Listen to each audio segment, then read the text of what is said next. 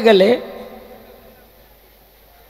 মানে অধিকাংশ বাউলের সাথে গান করতে গেলে বন্দনার পরেই কতক্ষণে খালি মানে কথিত বিচ্ছেদ গান শুরু করব। বেহালা বাজনা শূন্য আরো 110 540 অঙ্কে ভালো ছিলাম তো। হ্যাঁ, এই কিন্তু আমার গুরুজি আজকে এত মূল্যবান 3টি গান রাখলেন আর এত মূল্যবান আলোচনা রাখলেন, যেটি শুনলে অবশ্যই প্রত্যেকটা মানুষের জ্ঞান হবে। বেয়াদবি মাফ করবেন, একটা কথা কই। এক মাস্টার তার ছাত্রকে বলে যে তুই গরুর রচনা কর।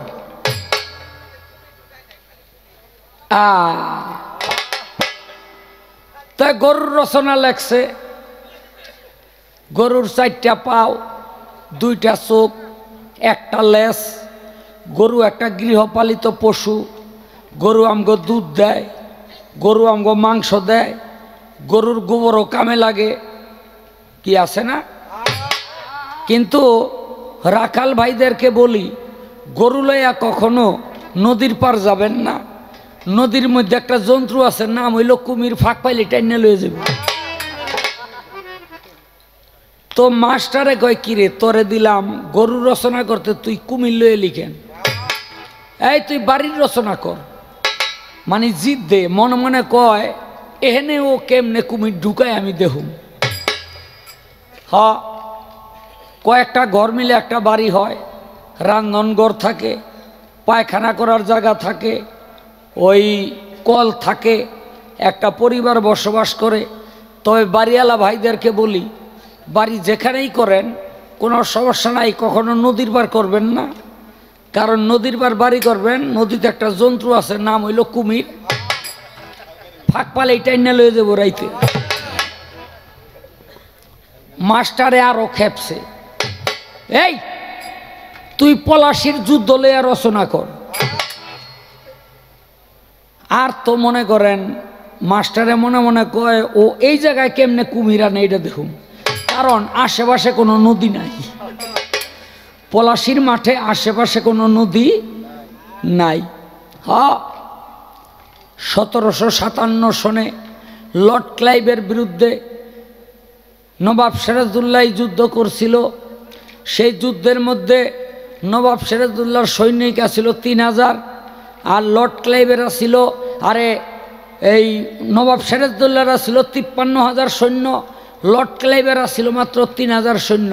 এই 53,000 সৈন্য নিয়ে লর্ড ক্লাইভের 3000 সৈন্যের কাছে পরাজিত হইল।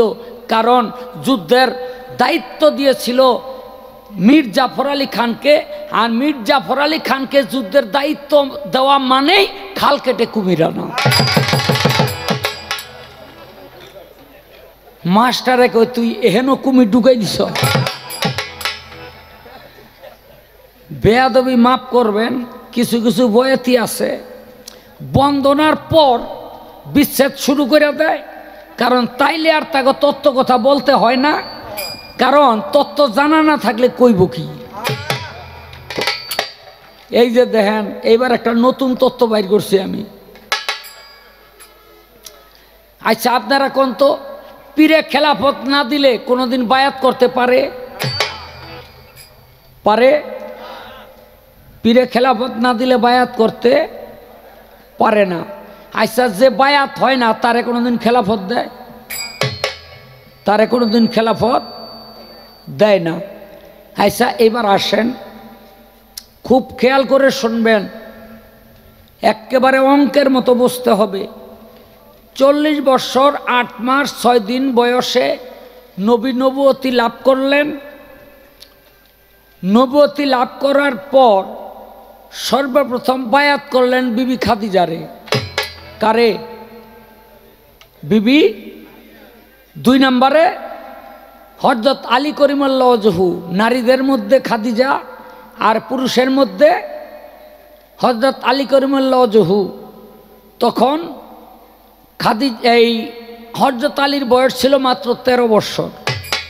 13 বছর বয়সে নবীর হাতে হাত দিয়া বায়াত হইল।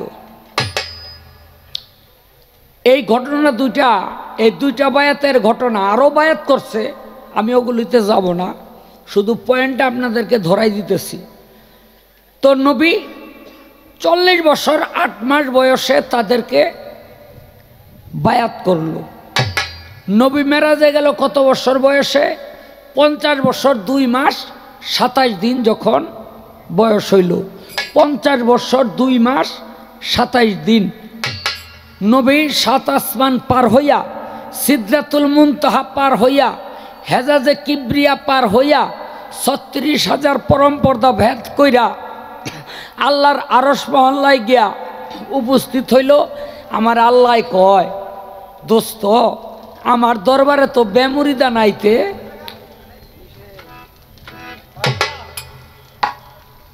এই এই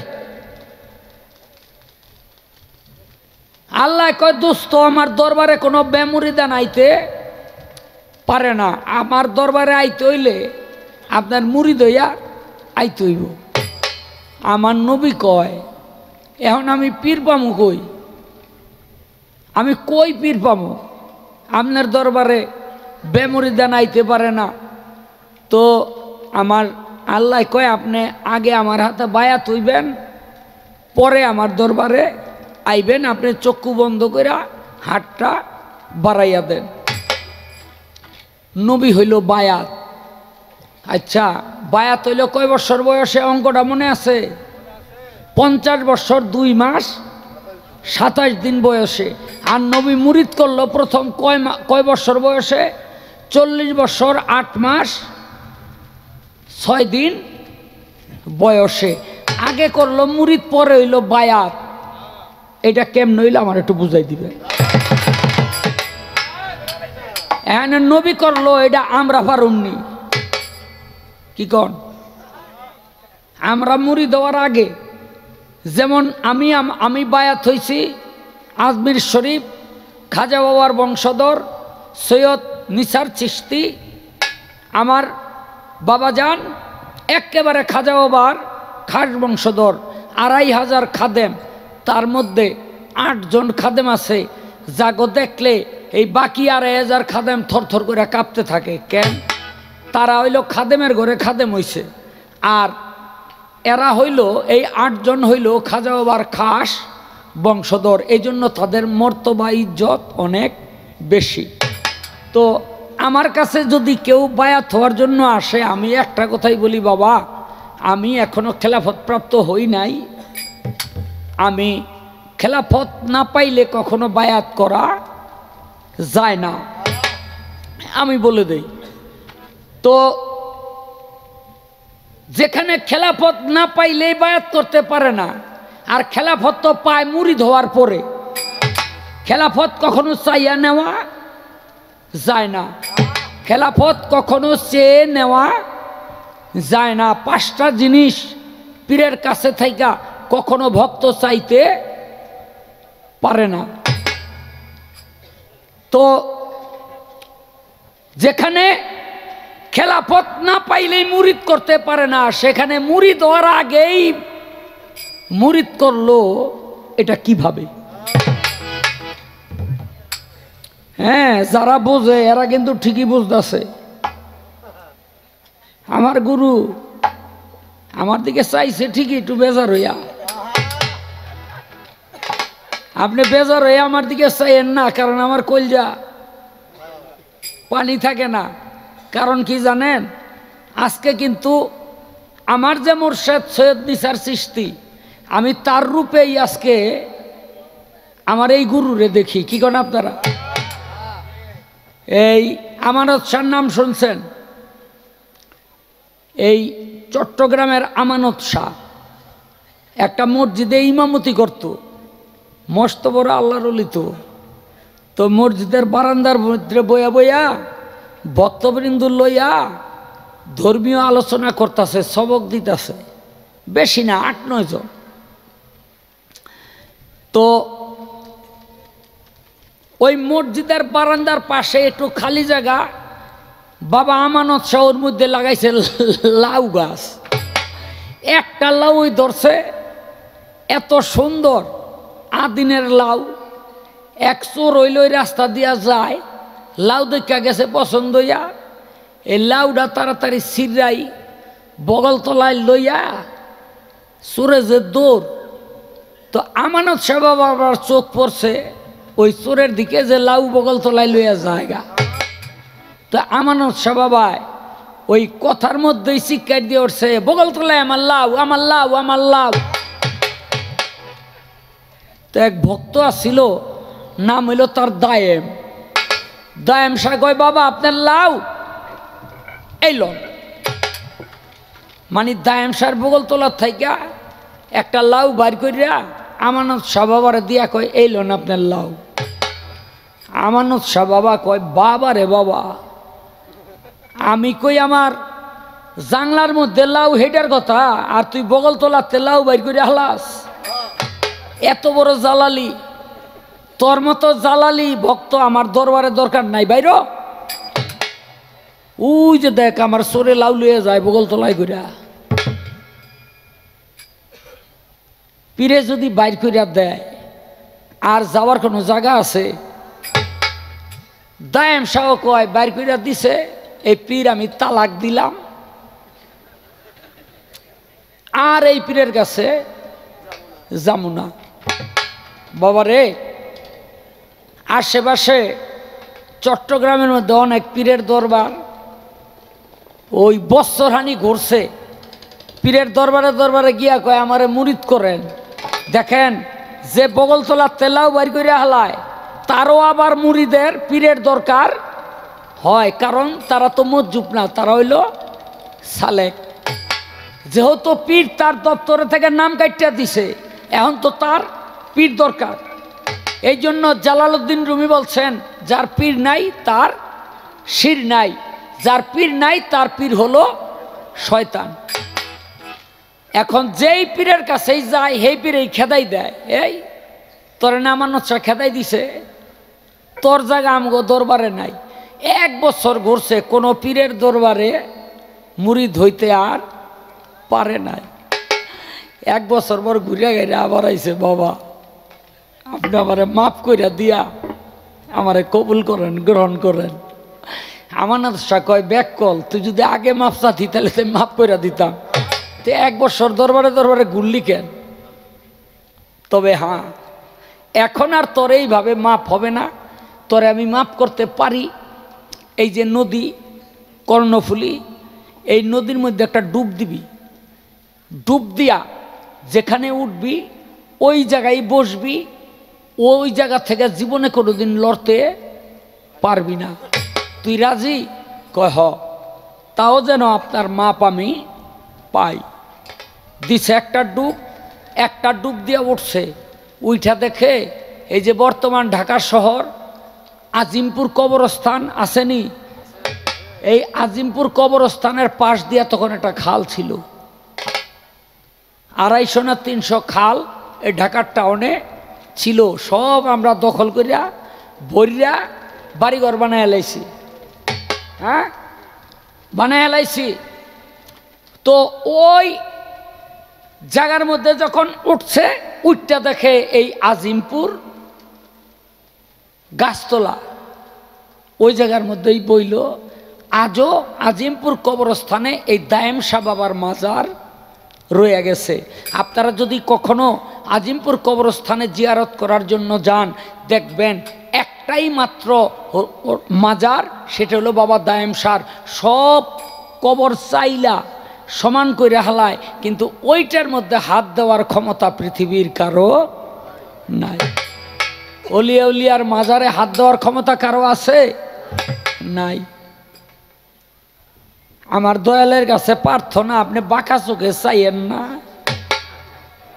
আমানত শাহ বাবা দায়েম শাহর উপরে খালি একবার বাঁকা চোখে চাইছিল, এই 350 কিলোমিটার দূরে ফাটাই দিছে। হ্যাঁ, তো আমার একটা প্রশ্ন রইল, আর একটা গান গাইয়া লই, এরপরে আর একটা প্রশ্ন আমি ভাও করে রাখছি।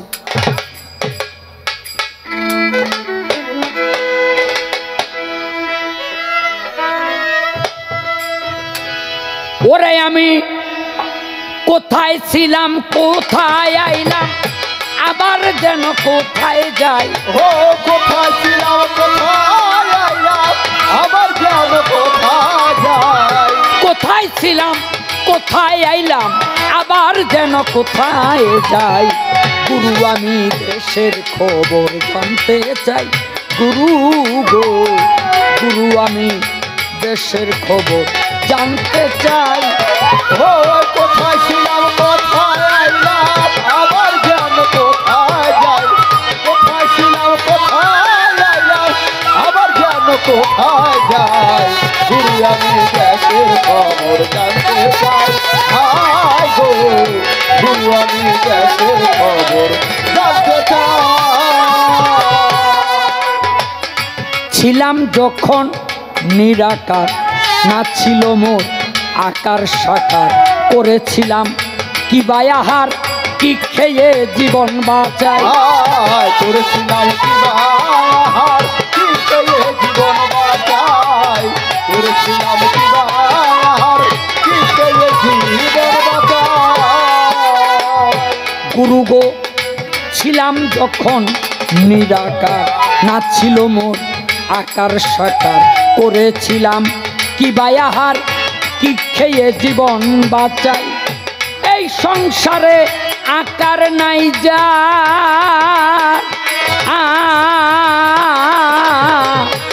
স্থিতি কি জানা দরকার। সংসারে আকার নাই আর। স্থিতি কি জানা দরকার, করিতে সেই দেশের বিচার। ভাবিয়া আর কুল না পায়। ও করিতে সে দেশের বিচার, ভাবিয়া না কুল না পায়। করিতে সেই দেশের বিচার, ভাবিয়া আর কুল না পাই। গুরু আমি দেশের খবর জানতে চাই। ও গুরু গো, গুরু আমি দেশের খবর জানতে চাই। কোথায় ছিলাম, কোথায় আইলাম, আবার যেন কোথায় যাই। কোথায় ছিলাম, কোথায় আইলাম, আবার যেন কোথায় যাই। গুরু আমি দেশের খবর জানতে চাই। হায় গো, গুরু আমি দেশের খবর জানতে চাই। তথায় হস্তপদ নাইকো আমার, চলাফেরা হয় কি প্রকার। ছিলাম আমি কার অধিকার, সঙ্গী কে ছিল আমার। ছিলাম আমি কারো অধিকার, সঙ্গীকে ছিল আমার। ছিলাম আমি কারো অধিকার, সঙ্গীকে ছিল আমার। গুরু হস্তপদ নাইকো আমার, চলাফেরা হয় কি প্রকার। ছিলাম আমি কার অধিকার, সঙ্গী কে ছিল আমার। না ছিল মোর দুটি আখি, কেমন এসে রাস্তা দেখি। ছিল আমার দুটি আখি, কেমন এসে রাস্তা দেখি। মাত্র গর্বে গিয়া থাকি, কি সন্ধানে নিলাম খাই। মাতৃগর্ভে চলে দেখি, কি সন্ধানে নিলাম খাই। মাতৃগর্ভে গিয়া থাকি, কি সন্ধানে নিলাম খাই। গুরু আমি দেশের খবর জানতে চাই। হায় গো, গুরু আমি দেশের খবর জানতে চাই। কোথায় ছিলাম, কোথায় আইলাম, আবার যেন কোথায় যাই। কোথায় ছিলাম, কোথায় আইলাম, আবার যেন কোথায় যাই। গুরু আমি দেশের খবর জানতে চাই। হায় গো, গুরু আমি দেশের খবর জানতে চাই।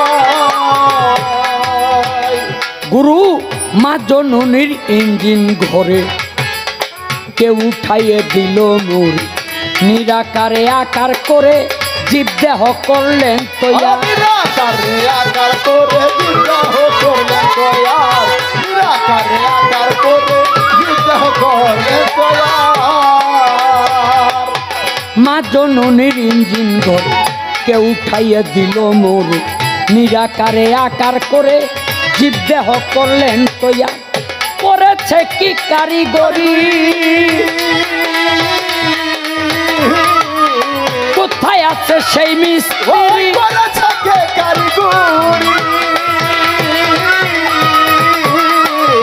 কোথায় আছে সেই মিস্ত্রি রজ্জবে কয় তালাশ করি দেশ বিদেশ ঘুরে বেড়ায় রজ্জবে কয় তালাশ করি দেশ বিদেশ ঘুরে বেড়াই গুরু আমি দেশের খবর জানতে চাই হ্যাঁ গো গুরু আমি দেশের খবর জানতে চাই কোথায় ছিলাম কোথায় আইলাম আবার যেন কোথায় যাই কোথায় ছিলাম কোথায় আইলাম আবার যেন কোথায় যাই গুরু আমি দেশের খবর জানতে চাই হ্যাঁ গো গুরু আমি দেশের খবর জানতে চাই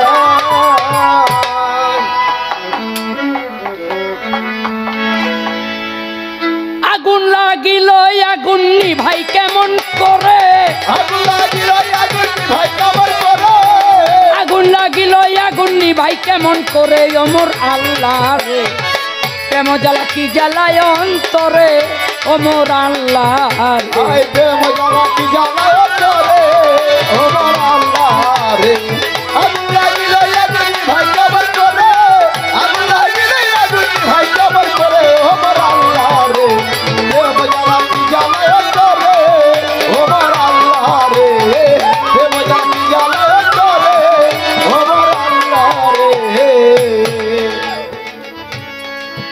আস্তে এই গানটা হলো সাধক রজ্জওয়ালি দেওয়ান সাহেবের কোথায় ছিলাম কোথায় আইলাম আবার যেন কোথায় যাই গুরু আমি দেশের খবর জানতে চাই ছিলাম যখন নিরাকার না ছিল মোর আকার সাকার করেছিলাম কিবা আহার কি খেয়ে জীবন বাঁচাই এই সংসারে আকার নাই যার স্থিতি কি জানা দরকার করিতে সেই দেশের বিচার ভাবিয়া আর কুল না পাই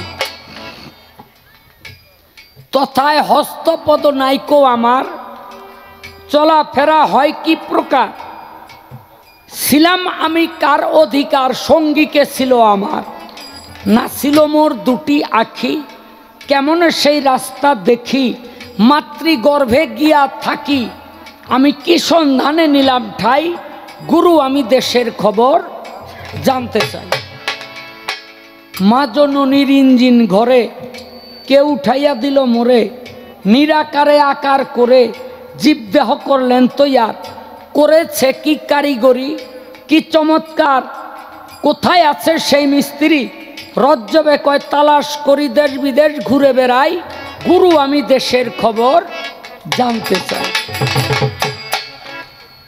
অনেকেই বয়ে বয়ে মনে মনে কইতেছেন কে বাসায় আছিলাম গানের স্টেজে আইছি এরকম 2-4 জন কিন্তু আছে কোথায় ছিলাম বাড়িতে আসিলাম কোথায় আইছি গানের মঞ্চে আইছি আবার যেন কোথায় যাই আবার বাইতে যামুগা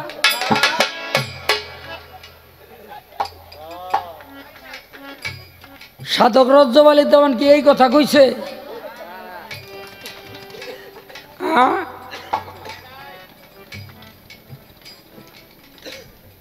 ওই যে ফেসবুকের মধ্যে দেখলাম 4-5 বছরের এক সেরা মায় পিটাইতেছে পর কয় না আমি পড়ব না কয় কেন কয় আমি বিয়া করব কয় তুই বিয়া করবি কেন কয় বিয়ে করে শ্বশুর বাড়ি ঘর জমাই থাকবো ওখানে পড়ালেখাও নাই কাজ কামও নাই খাওন আর খাওন আমি বিয়ে করব ঘর জমাই থাকবো এখন ও তো বুঝে না বিয়া কারে কয় আর ঘর জামাই কি জিনিস ওর কাছে পড়াটা বিরক্ত মনে হয় এই জন্য আমি বিয়ে করব এরকম অবুঝের মানুষ আমগো গানের মঞ্চেও 2-4 জন আছে হ্যাঁ এরকম অবুঝের মানুষ আছে। কোথায় ছিলাম, যেখানে ছিলাম সেখানকার কথা তো আমার মনে পড়ে না, আপনাকে পড়ে? খালি শুনছি। এরপরে হইল আইসি এই পৃথিবী নামক গ্রহে, এখানেও বেশি দিন থাকতে পারি না, আবার যেন কোথায় চলে যায়। এনে কি বলছে,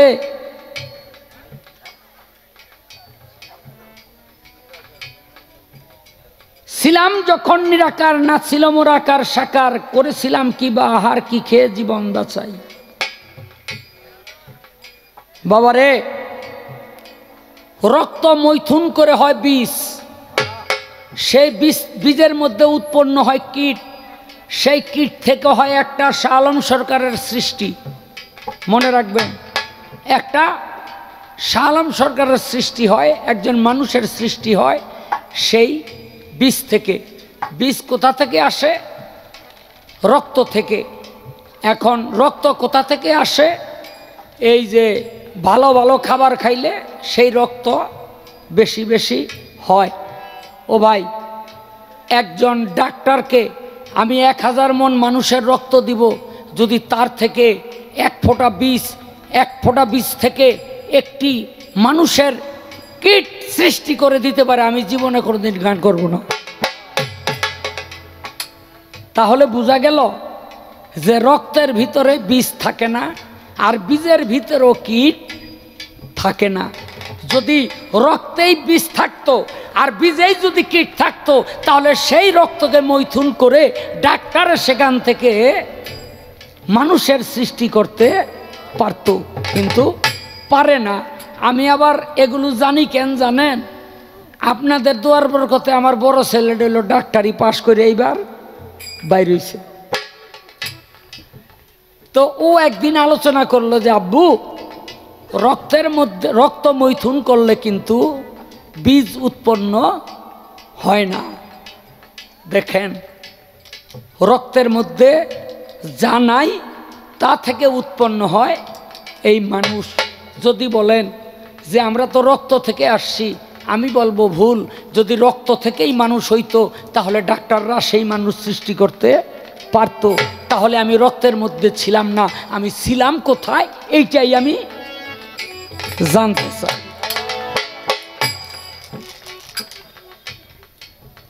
এবং আমি আবার যাব কোথায়, আমার সেই কথাও কি আমার মনে থাকবে? এটা হইলে আমার গানের থেকে একটু ধরাবাধা রইল। বেশি দূর যাব না, বেশি দূর গেলে বেশি ভেজাল হবে। এখন বায়াত,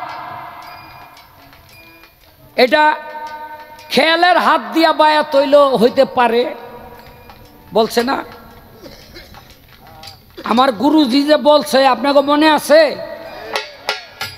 গুরুর হাত জড়াইয়া ধরো খেয়ালের হাত দিয়া, পাক কদম হাত জড়াইয়া ধরো খেয়ালের হাত দিয়া, মুর্দা কলব জিন্দা হইয়া উঠবে রে নাচিয়া। খুব ভালো কথা। আমার গুরু যা কয়, এটা গরু দেহে যদি কয় ঘোড়া, আমি সেইটা ঘোড়াই কম। কারণ গুরুর উপরে কথা বলার সাহস, দুঃসাহস আমার নাই। কিন্তু আমার একটু বুঝার বিষয়, কি একটু আগে আমার গুরুজি ওয়াজ করণীর নাম কইছে, মনে আসেনি আপনাকে? নবী যখন পর্দা নিবে তখন বলল, ইয়া রাসূলুল্লাহ, আপনার গায়ের জুব্বা মুবারক কে পাইব? আমার নবী কয় ওয়াজ করুনি। আবার কয় কে পাইব? নবী কয় ওয়াজ করুনি। আবার কয় কে পাইব? নবী কয় ওয়াজ করুনি। নবী ওয়াজ করুনির নাম 3 বার কইল। 3 বার বলার পর জুব্বাটা রাইখা দিল, পৃথিবী থেকে পর্দা নিলেন নবী, চর্মচক্ষের আড়ালে চলে গেলেন। খেলাফত পাইলেন আবু বকর সিদ্দিক, আবু বকর সিদ্দিকের পর পাইলেন হযরত ওমর। ওমরের খেলাফতকালে মনে পড়ল ওয়াজ করুনির জামাটা যে রমি দিয়া গেছে, এটা দেওয়া হয় নাই। এটা দিতে হইব। পুরান পুরান সাহাবি যারা তাগো জিজ্ঞেস করে ওয়াজ করুনিরে কি চিন? কয় না। একজন বয়স্ক সাহাবি সে বলে যে হ্যাঁ আমি চিনি। বলে কই থাকে? বলে করণ শহরে। তাড়াতাড়ি একটু দূর হরে বাবা, করণ শহরের মধ্যে থাকে। হযরত আলীকে নিয়া, এই আসতে, হযরত আলীকে নিয়া হযরত ওমর সেই করণ শহরের দিকে রওনা হইল। এর আগেও কিন্তু একবার নবীর সাথে দেখা করতে ওয়াজ করুনি আইছিল। আয়েশা সিদ্দিকার ঘরে আয়েশা জিজ্ঞেস করছিল আল্লাহর নবী কি আছে? বলে নাই। বলে পাগল, তুমি যে আইছো তুমি কেডা? ওই ওয়াজ করুনি বলছিল খালি আমার সালামটা দিয়েন, আর কিছু বলার দরকার নাই। কথাগুলো খেয়াল করবেন। ওয়াজ করুনি চলে গেল। কেন? মায় কইছিল বাবা দেরি করিস না। মার কথা ফরজ মনে কইরা নবীর জন্য অপেক্ষা করে নাই, গেছে গা। নবী ঘরে আসছে, আয়েশাকে বলে আয়েশা কেউ আসছিল? বলে না কেউ তো আহে নাই। কয় না কেউ আইছিল। কয় হয় একটা পাগল আইছিল। আমার নবী কয় আয়েশা গো, ওই পাগল যে আইছিল ওই পাগলকে জানো? বলে কে? কই পাগলের নাম হইল ওয়াজ করুনি, ওইল আমার পাগল।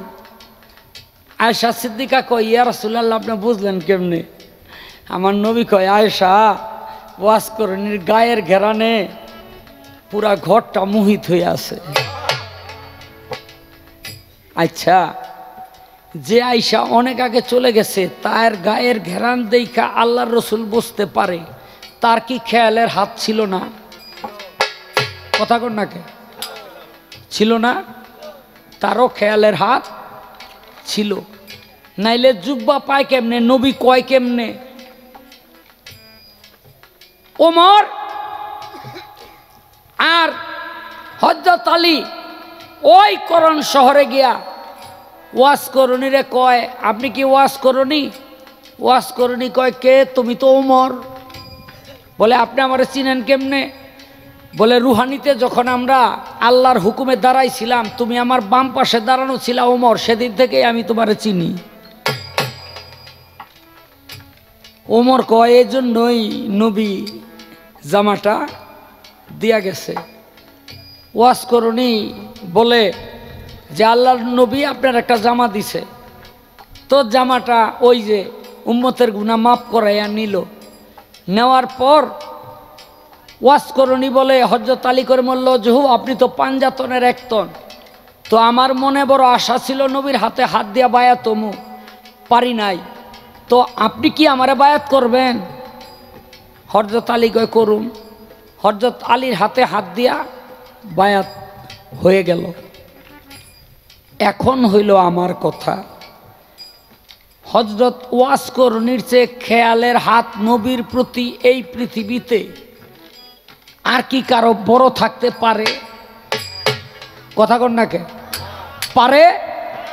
এমন জোরে আওয়াজ দেন আমার গুরুজন বুঝে যে হ কথা ঠিক। পারেনি? পারে না।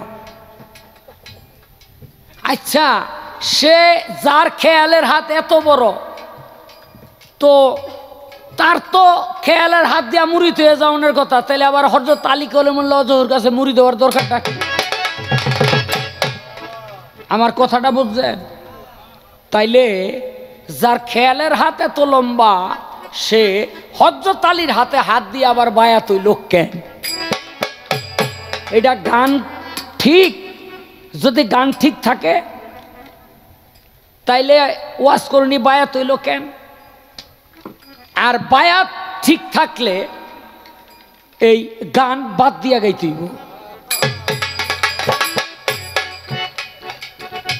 কি দুইটা তো ঠিক হইতে পারে? এক ছেড়া গেছে পীরের কাছে, বাবা আমারে দোয়া করেন যেন পোলা হয়, মাথা মুতা আতাই দিছে, যা তোর ভুল হইব। পরের বছর আবার গিয়া কয় বাবা পোলা তো হয় নাই দোয়া করেন, আবার মাথা আতাই দিছে, যা তোর ভুল হইব। পরের বছর আবার গেছে, বাবা পোলা তো হয় নাই, এখন পীর সাহেব কয় ব্যাপারটা কি, আমি তো একবার দোয়া করলেই হয়, তো বারবার দোয়া করতে হয় কেন?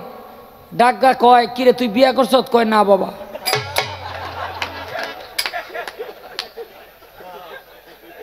বিয়া না করলে পলাইব করতে, হ্যাঁ? এখন একটা পেশ আছে না, বিয়া না করলে তোর পোলা ওইব না। হয়তো বিয়া করলে পোলা হইব, তাইলে দোয়া কামে লাগবো, আর নয়তো দোয়া করার কোনো ফায়দা নাই। হয়তো গান রাখবেন আর নয়তো বায়াত রাখবেন, এই দুইটার একটা রাখতেই।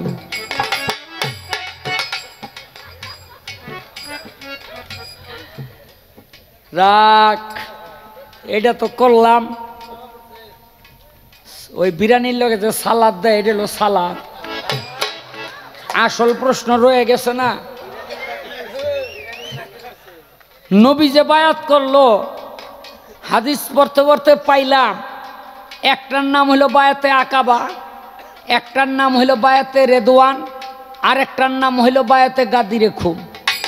আমি জানতে চাই নবীর বায়াতের 3 রকম নাম কেন? বায়াতে আকাবা কাকে বলে, বায়াতে রেদওয়ান কাকে বলে, আর বায়াতে গাদিরে খুম কাকে বলে? আমার গুরুর কাছে এই প্রশ্নই রইল, আর বেশি কিছু জিগাইতাম না।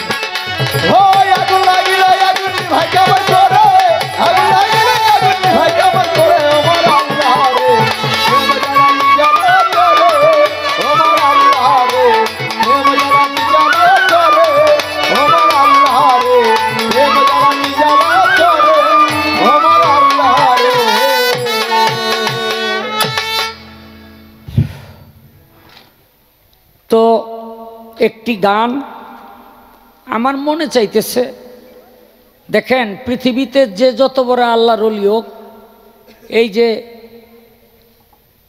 টিপু সাহ বাবার মা জননী আমাকেও সম্মানিত করলেন, দোয়া করলেন পুরস্কারের মাধ্যমে, আমার গুরুকেও পুরস্কারের মাধ্যমে দোয়া করলেন।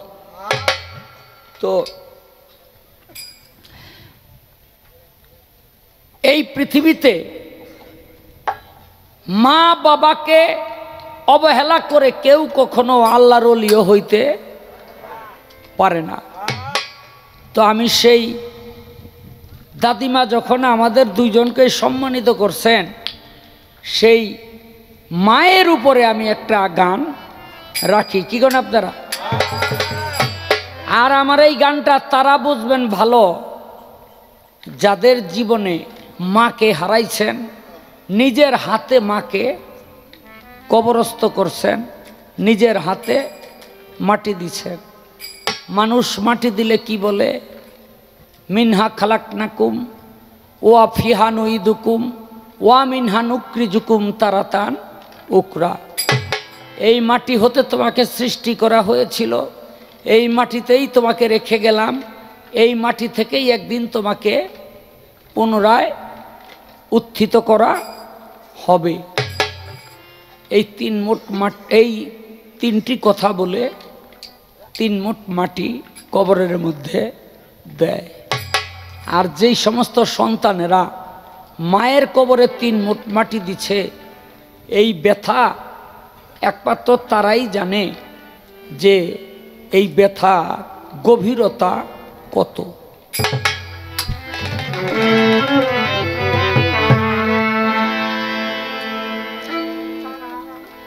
তিন মুষ্টি মাটি নিয়ে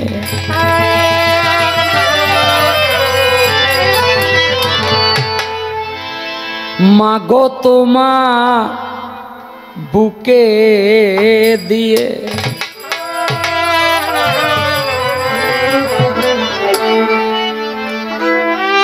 তোমায় ফেলে গেলাম বলে রাগ করো না কো,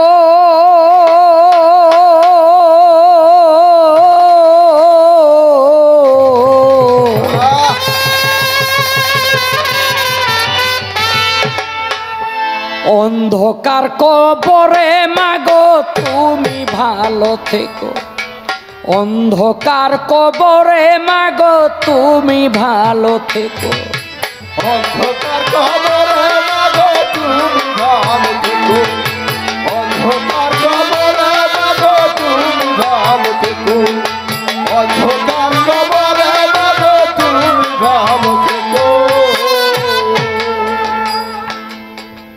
এই দেখাই যে শেষ দেখা মা, তোমার মুখখানি তোমার আমার দেখা মাগো আর হবে না জানি। এই দেখা তো শেষ দেখা মা, তোমার মুখখানি তোমার আমার দেখা মাগো আর হবে না জানি। এই দেখাই যে শেষ দেখা মা, তোমার মুখখানি তোমার আমার দেখা মাগো আর হবে না জানি। দেখা হলে পরপারে চিনিয়া নিও আমারে, খোকা বলে আদর করে কাছে তুমি ডেকো, ওই খোকা বলে আদর করে কাছে তুমি ডেকো, খোকা বলে আদর করে কাছে তুমি ডেকো, অন্ধকার কবরে মাগো তুমি ভালো থেকো, অন্ধকার কবরে মাগো তুমি ভালো থেকো, অন্ধকার কবরে মাগো তুমি ভালো থেকো, অন্ধকার কবরে মাগো তুমি ভালো থেকো। আমায় দিয়ে হয়নি মাগো তোমার সেবা করা, তোমার এই অবাধ্য ছেলের জীবন ভুলে ভরা। আমায় দিয়ে হয়নি মাগো তোমার সেবা করা, তোমার অবাধ্য ছেলের জীবন ভুলে ভরা। আমায় দিয়ে হয়নি মাগো, মাগো তোমার সেবা করা, তোমার এই অবাধ্য ছেলের জীবন ভুলে ভরা। আমি ভুল করেছি মা, পারলে করে দিও ক্ষমা, আমার করা ভুলগুলো মা ক্ষমার চোখে দেখো, ওই আমার করা ভুলগুলো মা ক্ষমার চোখে দেখো, ওরে আমার করা ভুলগুলো মা ক্ষমার চোখে দেখো। অন্ধকার কবরে মাগো তুমি ভালো থেকো, অন্ধকার কবরে মাগো তুমি ভালো থেকো, অন্ধকার কবরে মাগো তুমি ভালো থেকো, অন্ধকার কবরে মাগো তুমি ভালো থেকো। শাহ আলম সরকার বলে আজ বুঝেছি আমি, তোমার চেয়ে এই জীবনে কেউ ছিল না দামি। শাহ আলম সরকার বলে আজ বুঝেছি আমি, তোমার চেয়ে জীবনে কেউ ছিল না দামি। শাহ আলম সরকার বলে মাগো আজ বুঝেছি আমি, তোমার চেয়ে এই জীবনে কেউ ছিল না দামি। আমি তোমা ছিলাম নষ্ট, তাই বুঝি নাই তোমার কষ্ট, তুমি তোমার ধৈর্য শ্রেষ্ঠ, ধৈর্য কষ্ট ঢেকো, ওই তুমি তোমার ধৈর্যের শ্রেষ্ঠ, ধৈর্যের কষ্ট ঢেকো, ওরে তুমি তোমার ধৈর্য শ্রেষ্ঠ, ধৈর্য কষ্ট ঢেকো, অন্ধকার কবরে মাগো তুমি ভালো থেকো, অন্ধকার কবরে মাগো তুমি ভালো থেকো, অন্ধকার কবরে মাগো তুমি ভালো থেকো। এই দেখাই যে শেষ দেখা মা, মাগো তোমার মুখখানি তোমার আমার দেখা মাগো আর হবে না জানি। ওরে এই দেখা তো শেষ দেখাবা, তোমার মুখখানি তোমার আমার দেখা মাগো আর হবে না জানি। এই দেখাই যে শেষ দেখা মা, মাগো তোমার মুখখানি তোমার আমার দেখা মাগো আর হবে না জানি। দেখা হলে পর পারে চিনিয়া নিও আমারে, খোকা বলে আদর করে কাছে তুমি দেখো। ওই খোকা বলে আদর করে কাছে তুমি দেখো, তোমার জাদু বলে আদর করে কাছে তুমি দেখো। অন্ধকার কবরে মাগো তুমি ভালো থেকো, অন্ধকার কবরে মাগো তুমি ভালো থেকো, অন্ধকার কবরে মাগো তুমি ভালো থেকো। তিন মুষ্টি মাটি নিয়ে মাগো তোমার বুকে দিয়ে, তিন মুষ্টি মাটি নিয়ে মাগো তোমার বুকে দিয়ে, তোমায় ফেলে গেলাম বলে রাগ করো না কো। ওই তোমায় ফেলে গেলাম বলে রাগ করো না কো, ওরে তোমায় ফেলে গেলাম বলে রাগ করো না কো। অন্ধকার কবরে মাগো তুমি ভালো থেকো, অন্ধকার কবরে মাগো, তুমি ভালো থেকো। অন্ধকার কবরে মাগো তুমি ভালো থেকো।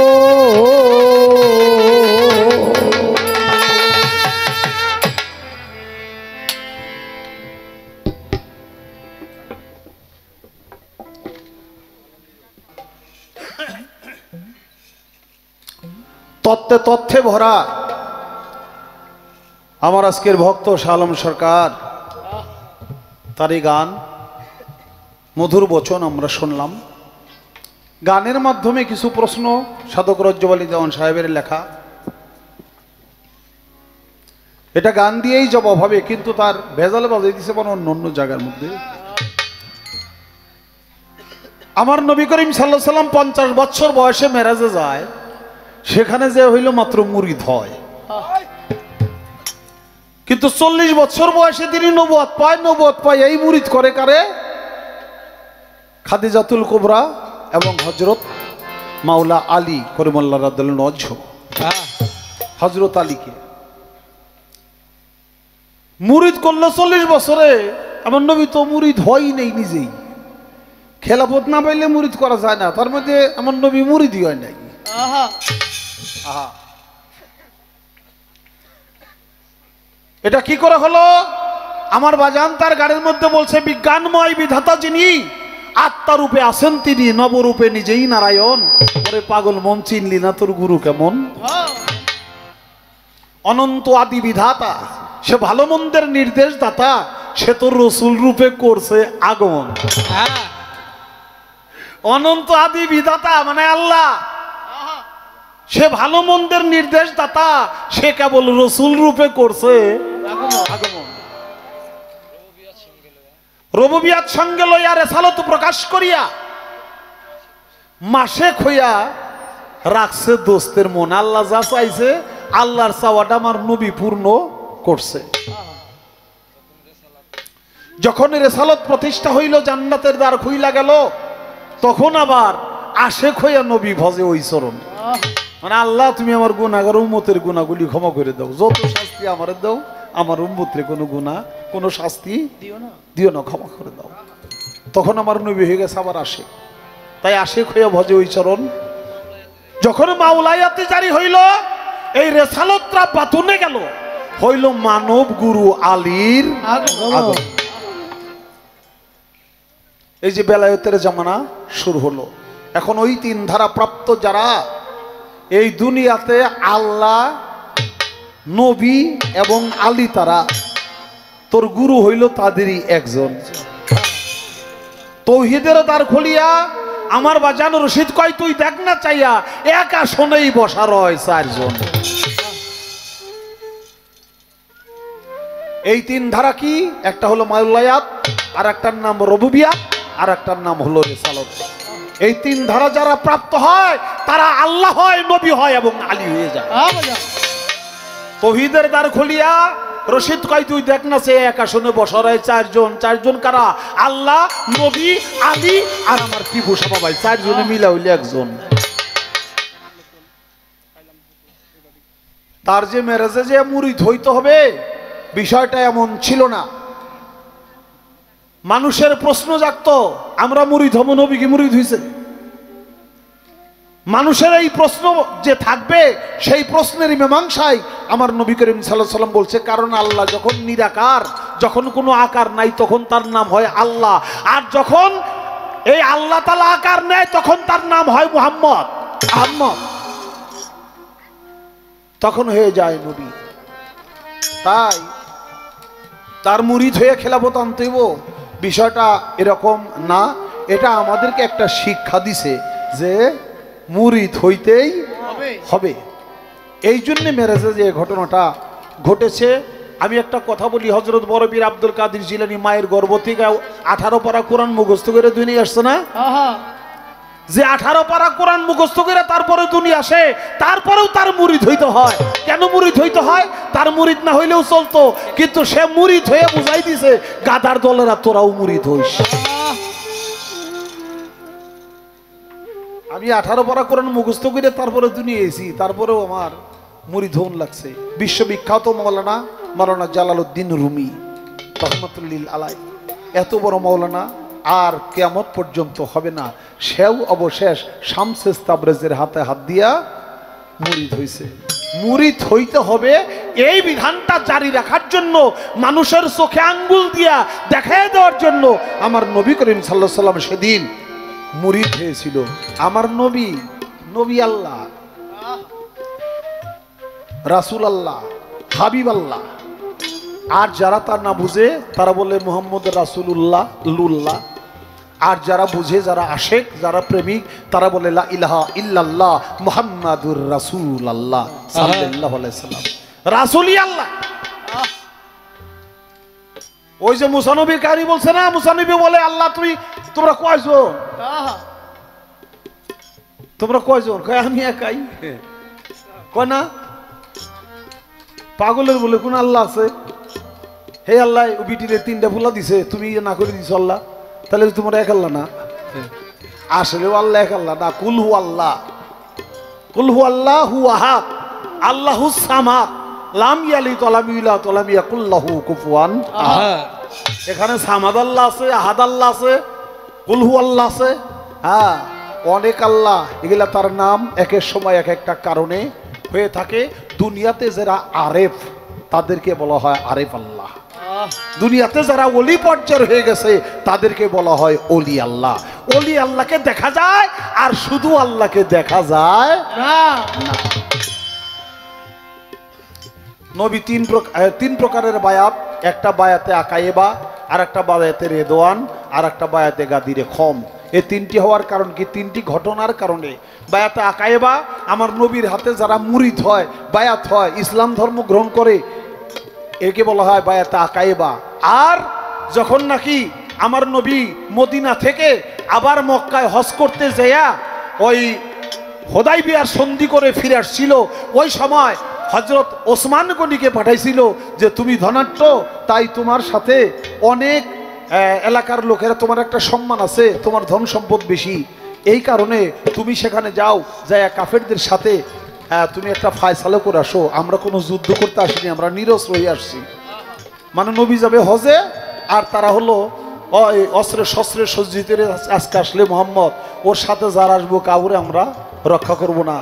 সেদিন ওই বায়াতে রেদওয়ানে সেদিন চুক্তি করে তারপরে ফিরে আসছিল। কারণ হযরত ওসমান গনি যখন আসতে দেরি করছে, তখন রসুলের সাথে যারা সফর সঙ্গী ছিল, তারা রসুলের হাতে হাত দিয়া বায়াত করেছিল এই মর্মে, আজকে যদি হযরত ওসমানকে তারা হত্যা করে থাকে কাফেরেরা, আমরা কেউ আমাদের জান নিয়ে ফেরত যাব না, যতক্ষণ পর্যন্ত কাফেরদেরকে আমরা পরাস্ত না করব।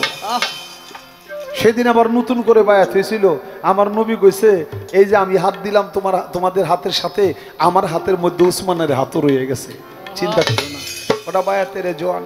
কিছুক্ষণ পরে হযরত ওসমান গনি ফিরত আসছে, দেখে যে না সব ঠিক আছে, সেখানে চুক্তিবদ্ধ করে হুদাইবিয়ার সন্ধি করে আমার নবী ফিরে আসে, হজ পালন করতে পারে নাই, পরে যে আবার হজ করে, তার নাম বিদায় হজ। এই বিদায় হজ করে জিলহজ মাসের 10, 11, 12, 13 পর্যন্ত অপেক্ষা করে মক্কা বিজয় করে অবশেষে আমার নবী যখন মদিনার বুকে ফিরে আসতে চায়, আসার পথে গাদিরে খম নামক জলাশয়, এই জায়গায় আমার নবী শেষ ভাষণটা দিয়েছিল। ওই ভাষণে বলছিল আহলে বাইয়াত, আহলে বাইয়াত, আহলে বাইয়াত। কোরআনের কথা বলছিল একবার, বায়াতের কথা বলছিল 3 বার। এই বায়াতকে বলা হয় গাদিরে খমের বায়াত, কারণ এই বায়াতটা হলো বেলায়েতের বায়াত। একটা নবুয়তের বায়াত, বায়াতে আকায়েবা, আর মাঝখানে যে বায়াত হয়েও আবার নবীর হাতে উসমান গনির কারণে বায়াত হয়েছিল বাবলা গাছের নিচে, সেই বায়াতরে বলা হয় বায়াতে রেদওয়ান। আর মাওলা আলীর হাতে হাত দিয়ে যে বায়াত হয়েছে সেই বায়াতের নাম হলো গাদিরে খম। বাবা কথা বলতে গেলে তো অনেক কথা চলে আসে, বেশি কথা বলতেও পারি না। আমার নবী 40 বছরে নবুয়ত পায়, এই কথাটা যে লেখা, এটা কত বড় যে একটা বুকামি লেখা, এটা বোঝানোর মতো না।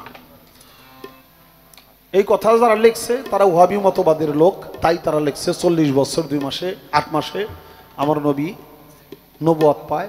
আর আমার নবী বলছে কুন্ত নবিয়ান ওয়াল মায়ে বাইনাত তিনে, আদম যখন পানি মাটি হালে পৃথক পৃথক ছিল, একাত্র করে নাই, আমি নবী তখনই ছিলাম। সেখান থেকে আমার নবী নবুয়ত প্রাপ্ত। অতএব কারণে একটা কথা বলি, আমার নবী যখন মা আমেনার উদরে, তখন গণক ঠাকুর গুইনা গুইনা আবু জেহেলরে কয় যে তোমার সব শেষ করে দিবে, এই বাচ্চাটা মোহাম্মদ নামে যে দুনিয়াতে যে ছেলেটা জন্ম নিবে, সেই ছেলেটা আইসা তোমাকে হত্যা করবে, তোমার এই রাজত্বও থাকবে না, তোমার ধর্মও থাকবে না, তুমি পরাস্ত হবে। তখন ওই গণক ঠাকুরের বিশ্বাস করে এই কাজ করে, এলাকায় যারা গর্ভবতী ছিল সব গর্ভগুলি নষ্ট করে দেয়। আমার মা আমেনার গর্ভে বাচ্চা আছে এটা টের পায় না। এর মধ্যে অনেক ঘটনা। একদল পরীক্ষা করতে যায়, দেখে মা আমেনার পিছনের কাপড় ভিজা। গর্ভবতী মায়ের তো পিছনের কাপড় ভিজা থাকে না, যাই বললো, রিপোর্ট দিল যে না আমেনার তো পিছনের কাপড় ভিজা। তো ভিজা হইলে অর্থাৎ মায়েদের যখন রক্ত ঋতুস্রাব হয় তখনই তো ভিজা থাকে। তা যে ব্যক্তির পেটে বাচ্চা থাকে ওই সময় তো আর এই রক্তটা আসে না। কিরে বাবা, মায়ের গর্ভে 10 মাস যখন সন্তান পেটে থাকে তখন কি রক্ত ঝরে? তখনও রক্ত ঝরে না। আর এমনি মাসে মাসে এই নদীতে জোয়ার আসে, তাই পিছনের কাপড় ভিজা থাকে। প্রমাণ এই দিল যে না আমেনার গর্ভে কোনো বাচ্চা নাই। গণক ঠাকুর আবার দেখে গণক ঠাকুর বলে ওই বাচ্চাটা যে মুহাম্মদ এসে তোমাকে হত্যা করবে, সেই মুহাম্মদ এখন মায়ের পেটে অবস্থান করছে। আরে পাই না রে, কোন জায়গায় রে, কি রে, এত চেষ্টা করে খুঁজে পাই না। অবশেষে একেবারে আপনজন আবু জেহেলের বোন, তার নাম ছিল চন্দ্রশোকা। সেই চন্দ্রশোকাকে পাঠাইলো যে তুই যে আমেনার পেটে হাত দিয়ে দেখে আসবি, পরীক্ষা করে আসবি আমেনার পেটে কোনো বাচ্চা আছে কিনা। আর তো কোথাও খুঁজে পায় না।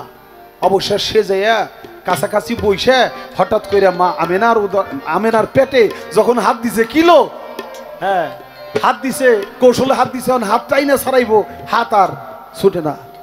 এখন যে হাত টানাটানি করতেছে কোনো মতো ছুটে না কোনো মতো। যখন ছুটে না তখন কান্নাকাটি আরম্ভ করলো। একটা মানুষকে তোর মাইরে ফেলান যাইব না, হাত কাইরে ফেলাই দিলে একটা মানুষ বাঁচবে। এখন বলে হাত যখন ছুটানো যায় না তাহলে হাতটা তো পাঞ্জা খান্দা কাইতে ফেলান লাগবো। এখন চন্দ্রশোকা কান্দে, আমার কি উপায়, আমি করছি কি? পেটের থেকে আমার নবী করিম সাল্লাল্লাহু আলাইহি সাল্লাম বলল, ফুফুজান তোমার হাত কাটা যাবে। চিৎকার শুরু করলো যে তুমি ক্ষমা পাইবা যদি তুমি একটা আমার কলেমাটা পড়ো। কিন্তু কলেমা কি, কে কয় কথা? পেটের ভিতরে তো হায় হায় রে, কি কয়? যদি তুমি পাঠ করো তাহলে আমার সাথে, আমি যা বলি আমার সাথে পাঠ করো, পাঠ করলে তোমার হাত ছুটে যাবে, তাছাড়া ছুটবে না। সেদিন আমার নবী মায়ের পেট থেকে চন্দ্রশোকাকে পাঠ করাইছিল কলেমায়ে তয়্যিবা লা ইলাহা ইল্লাল্লাহু মুহাম্মাদুর রাসূলুল্লাহ সাল্লাল্লাহু আলাইহি ওয়াসাল্লাম। নবীর সাথে যেই পাঠ করছে, নবীর সাথে মানে সে তো পেটে, যখন ওই পেটের সন্তান এই শব্দগুলি পড়ায় তখন চন্দ্র শুকায়, চোখের পানি ছাড়তে ছাড়তে কানতে কানতে যখন নাকি এই কলেমাটা পাঠ করছে আর হাতটা ছুটে গেছে, এই যে দৌড় মারছে, কয় না কোনো বাচ্চা টাচ্চা নাই, কোনো দেহভূত থাকতে পারে, কোনো বাচ্চা নেই। 40 বছর বয়সে মুরিদ করলো, আর আমার নবী তো প্রকৃতপক্ষে মায়ের গর্ভ থেকেই মুরিদ করে তারপরে দুনিয়া আইছে।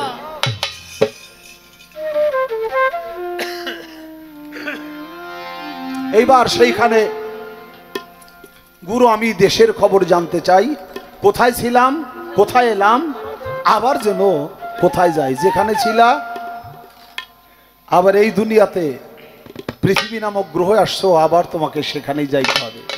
রজ্জব আলী দেওয়ান তার গানের মধ্যে বলছে,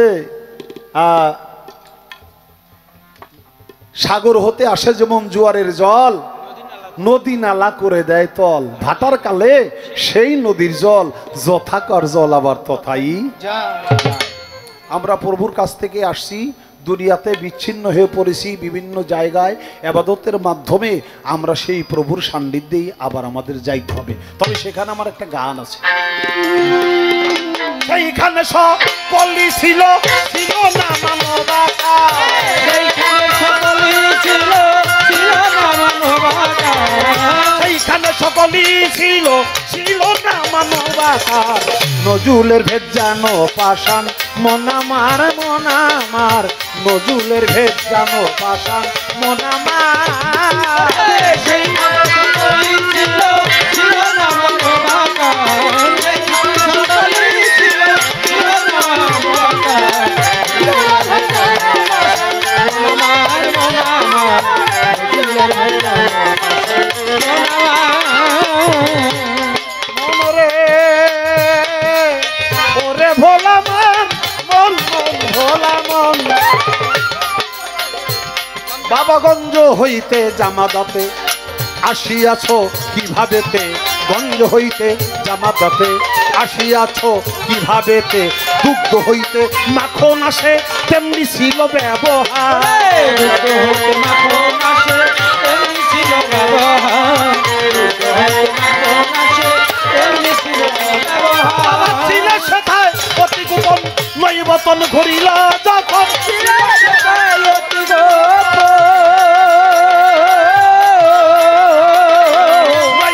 ঘুরিলা যখন, পূর্ণ রূপ পেয়েছে তখন নিজ থেকে হইয়া একা, পূর্ণ রূপ পেয়েছে তখন নিজ থেকে হইয়া একা, পূর্ণ রূপ পেয়েছে তখন নিজ থেকে হইয়া একা, নজরুলের ভেদ জানো পাষাণ মন আমার, মন আমার, নজরুলের ভেদ জানো পাষাণ মন আমার, সেইখানে সকলই ছিল, ছিল না মানবতার, সেইখানে সকলই ছিল, ছিল না মানবতার,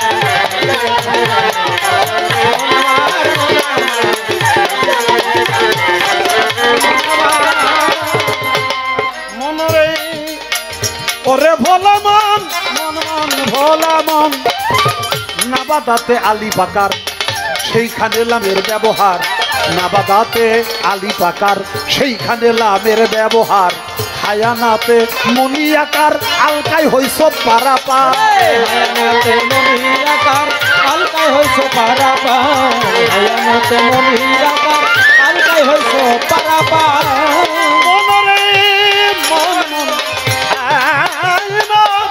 ভোলা মন, বাবা নাবাদাতে নাবাদাতে আলী পাকার সেইখানে লামের ব্যবহার, হায়ানাতে মনির আকার আলকাই হইছ পারাপার, হায়ানাতে মনির আকার আলকাই হইছ পারাপার, হায়ানাতে মনির আকার আলকাই হইছ পারাপার, নেজকার রূপে মার্জনীতে 40 দিবস সেইখানেতে, নেজকার রূপে মার্জনীতে 40 দিবস সেইখানেতে, আত্মা প্রকাশ ছিল তাতে তার ছিল যে ব্যবহার, আত্মা প্রকাশ ছিল তাতে তার ছিল যে ব্যবহার, আত্মা প্রকাশ ছিল তাতে, আত্মা প্রকাশ ছিল তাতে তার ছিল যে ব্যবহার, নজরুলের ভেদ জানো পাষাণ মন আমার, মন আমার, নজরুলের ভেদ জানো পাষাণ মন আমার সেইখানে সকলি ছিল ছিল না মনোরাকার সেইখানে সকলি ছিল ছিল না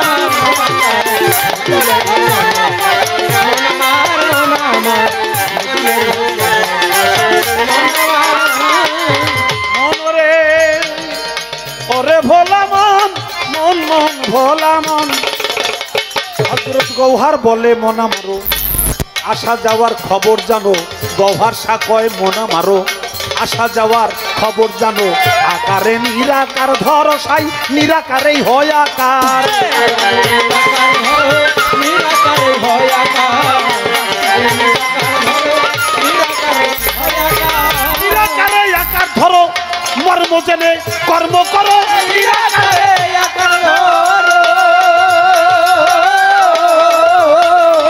মর্ম জেনে কর্ম করো মরার আগে যদি মরো তবেই পাইবা তার দিদার যদি মরো তবেই পাইবা তার দিদার মরার আগে যদি মরো মরার আগে তুমি মরার আগে যদি মরো তবেই পাইবা তার দিদার নজরুলের ভেজানো পাকার মন আমার নজরুলের ভেজানো পাকার মন আমার সেইখানে সকলি ছিল ছিল না মনোরাকার সেইখানে সকলি ছিল ছিল না মনোরাকার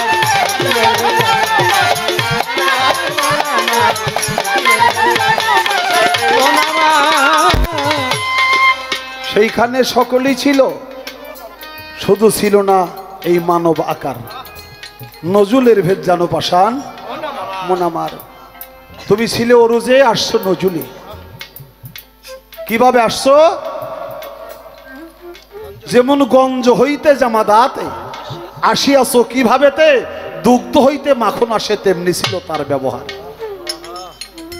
ছিলে সেটাই অতি গোপন তুমি নয় বতন ঘুরিলা যখন পূর্ণ রূপ পেয়েছো তখন নীর থেকে হইয়া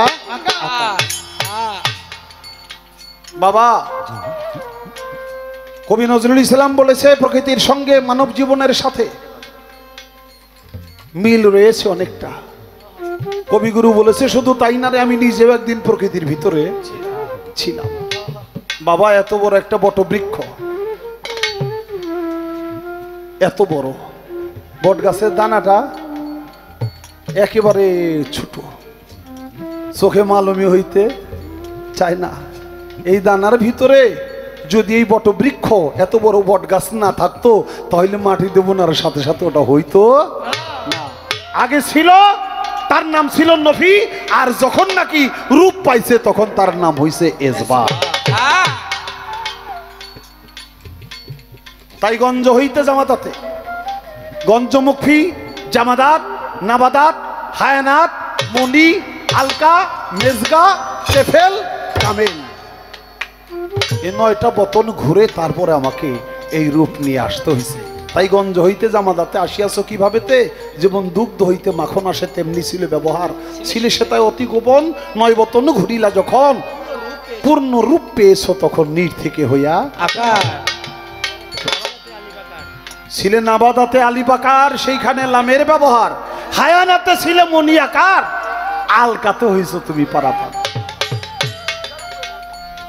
মেজগা রূপে মার্জনীতে 40 দিবস ছিলে সেইখানেতে আত্মা প্রকাশিল তাতে যার ছিল যেমন ব্যবহার ওই গানটার জবাব হযরত গৌহর শাহ বাবা তার গানের মধ্যে দিয়ে দিছে গানটা করলাম জবাব হয়ে গেল এখন তার কাউন্টার অন্যরকম যে মাওলা আলীর হাতে বায়াত হইল হযরত ওয়াজ করনি যদি শুধু বায়াত না হইতো রসুলের আশেক ছিল রসুল তো জানছেই রসুল তো বুঝছেই বুঝে নিজের গায়ের জামাটা পর্যন্ত ওয়াজ করনি পাগলরে দিছে সেই ওয়াজ করনি পাগল আবার হযরত আলীর হাতে বায়াত হওয়ার কারণ কি হযরত আলীকে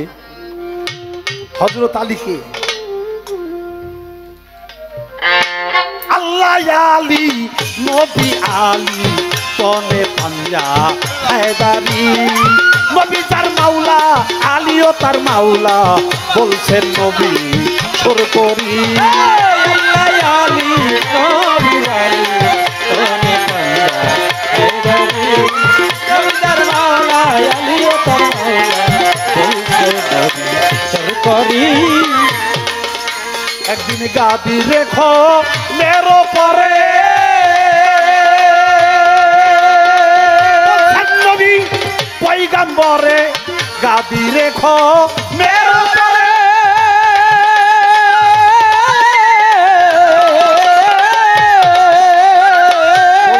নবী পয়গাম্বরে যারা নবী স্বীকার করো মোরে যারা নবী স্বীকার করো যারা নবী স্বীকার করো মোরে সেই নবীর আলী হয় উসরানি আল্লাহ আলী নবী আলী তোমে পাঞ্জা হায়দারি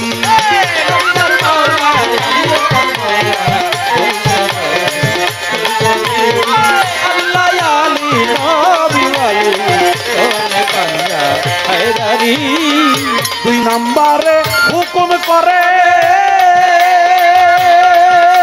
তারা বায়াত হইছে আমার এই হাতে ধরে নবী দুই নম্বরে হুকুম করে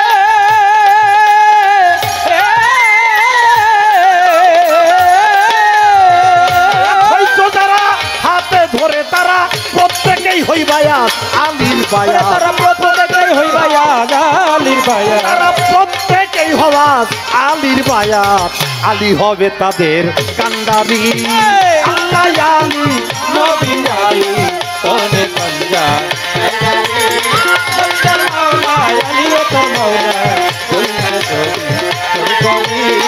আল্লাহ আলী নবী আলী তোনে পাঞ্জা হায়দারি নবীর হুকুম সবাই পাইয়া ওই দিন ওমর উসমান আবু বকর যাইয়া নবীর হুকুম সবাই পাইয়া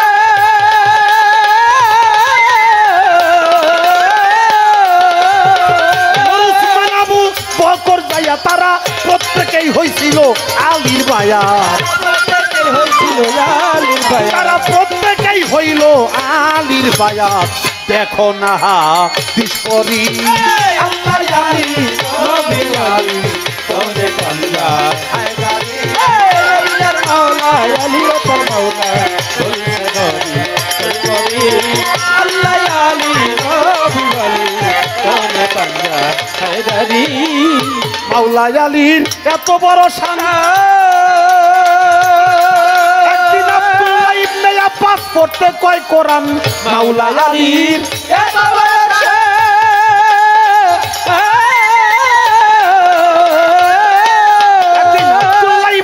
পাস পড়তে কয় কোরআন আলী সারা রাত রই গায় ফাতিহার গান সারা রাত রই গায় ফাতিহার গান সারা রাত রই গায় ফাতিহার গান মারফতের ভান্ডারি আল্লাহ আলী নবী আলী তোনে পাঞ্জা হায়দারি নবীর মাওলা আলী তোর মাওলা আল্লাহ আলী নবী আলী তোনে পাঞ্জা হায়দারি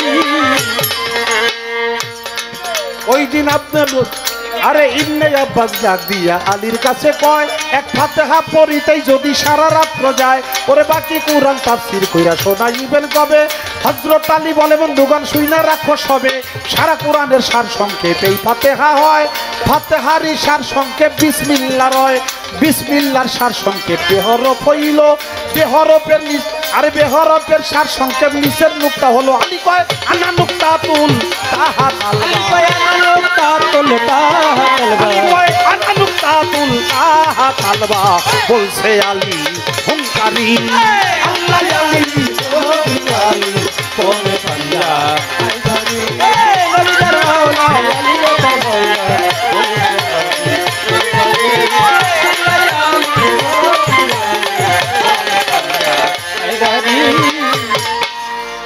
রশিদ বলে ও মুসলমান এই পাঞ্জাতনকে তোরা জানার মতো জান রশিদ বলে ও মুসলমান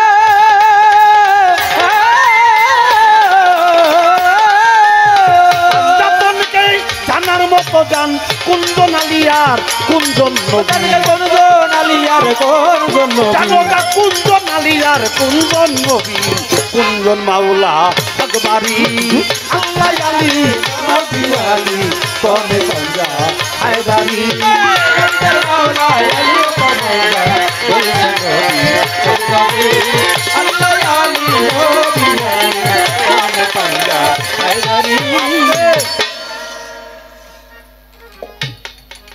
আমার মাওলা আলীকে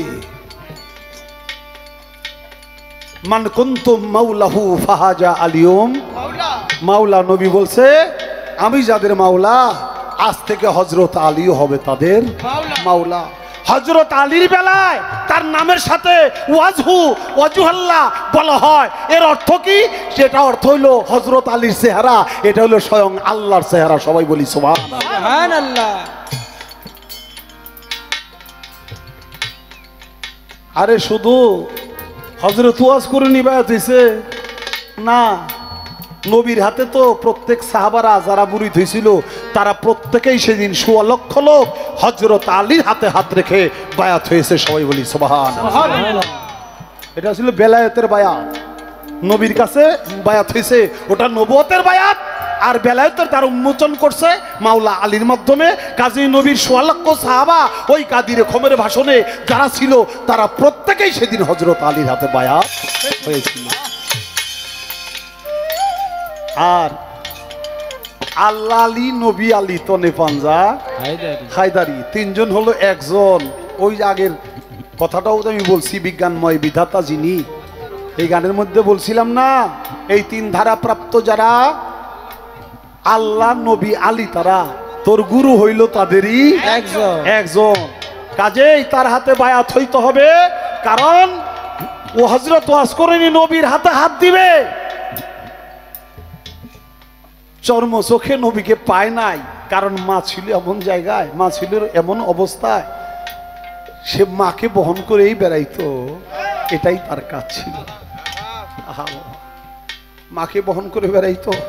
মাই বলছিল নবীর জন্য তুই দেওয়া না পাগল, আমারে এই অবস্থায় রেখে তুই যাবি, তুই তাড়াতাড়ি ফিরিস বাবা, দেরি কিন্তু করিস না। তাই নবী ঘরে নাই, যায় পায় নাই। বাবা আশেকের জন্য কত পরীক্ষা থাকে, আশেকের জন্য যে কত রকমের পরীক্ষা থাকে, এই পরীক্ষার কোনো শেষ নাই বাবা।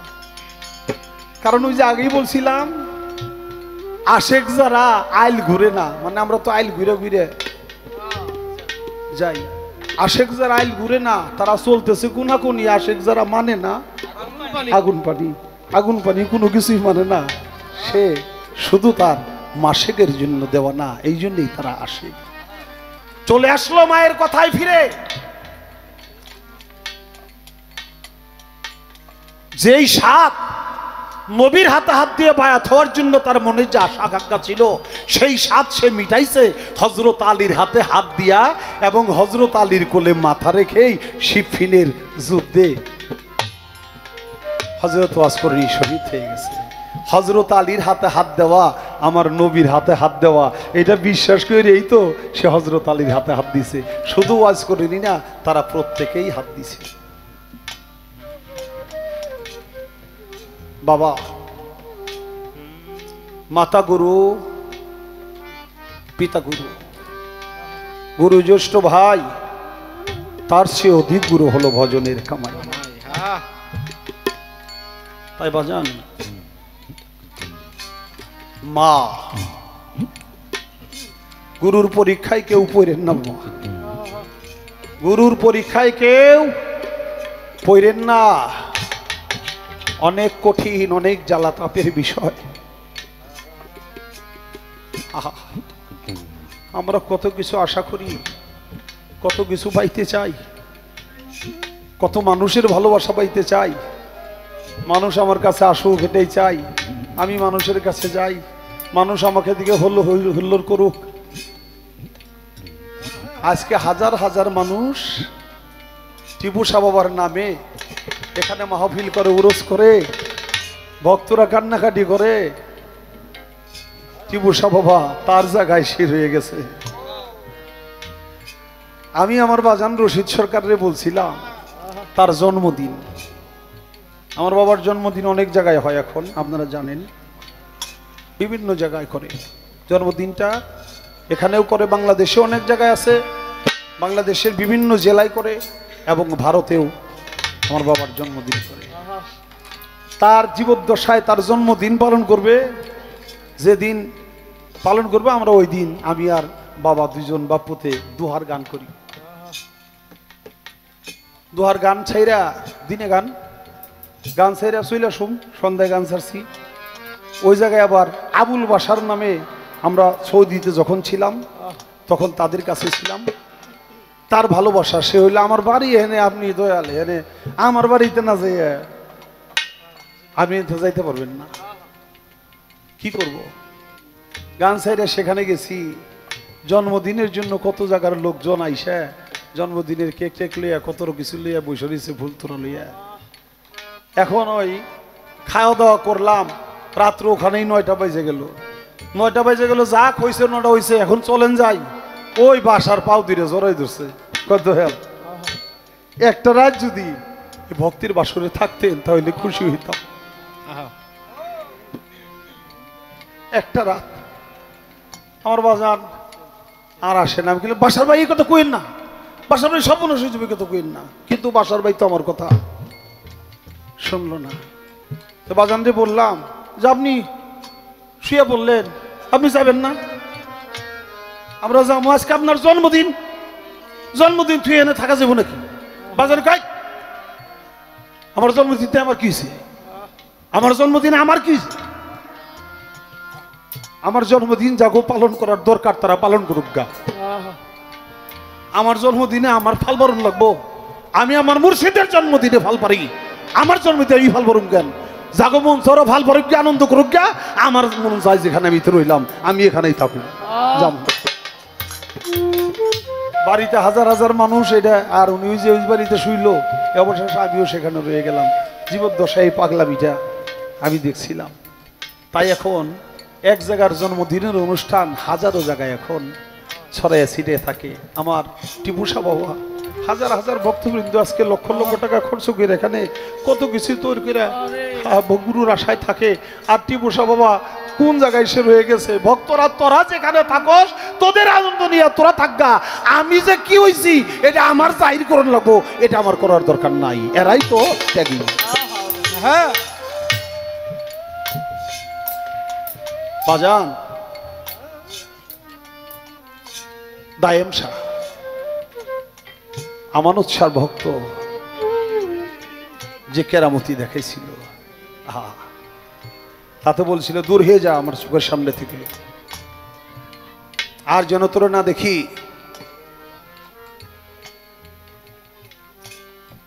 কথা বলেন না বাবা। সেও বলছিল পীর তালাক দিলাম,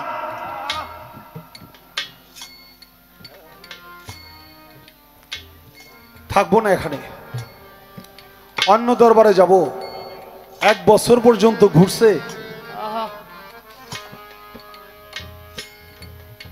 কোন পীরে তারে মুরিদ করে নাই। যেই পীরের দরবারেই গেছে গে তালাক খাও, বউ আবার বিয়ে করতে মন চাইনি রে।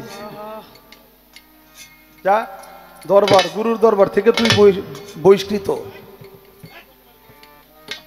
আমার গানটা কি নষ্ট করে ফেলাইবেন? গুরুর দরবার থেকে যে বহিষ্কৃত হয়, তালাক খাওয়া মহিলারা কেউ বিয়ে করবার চায় না।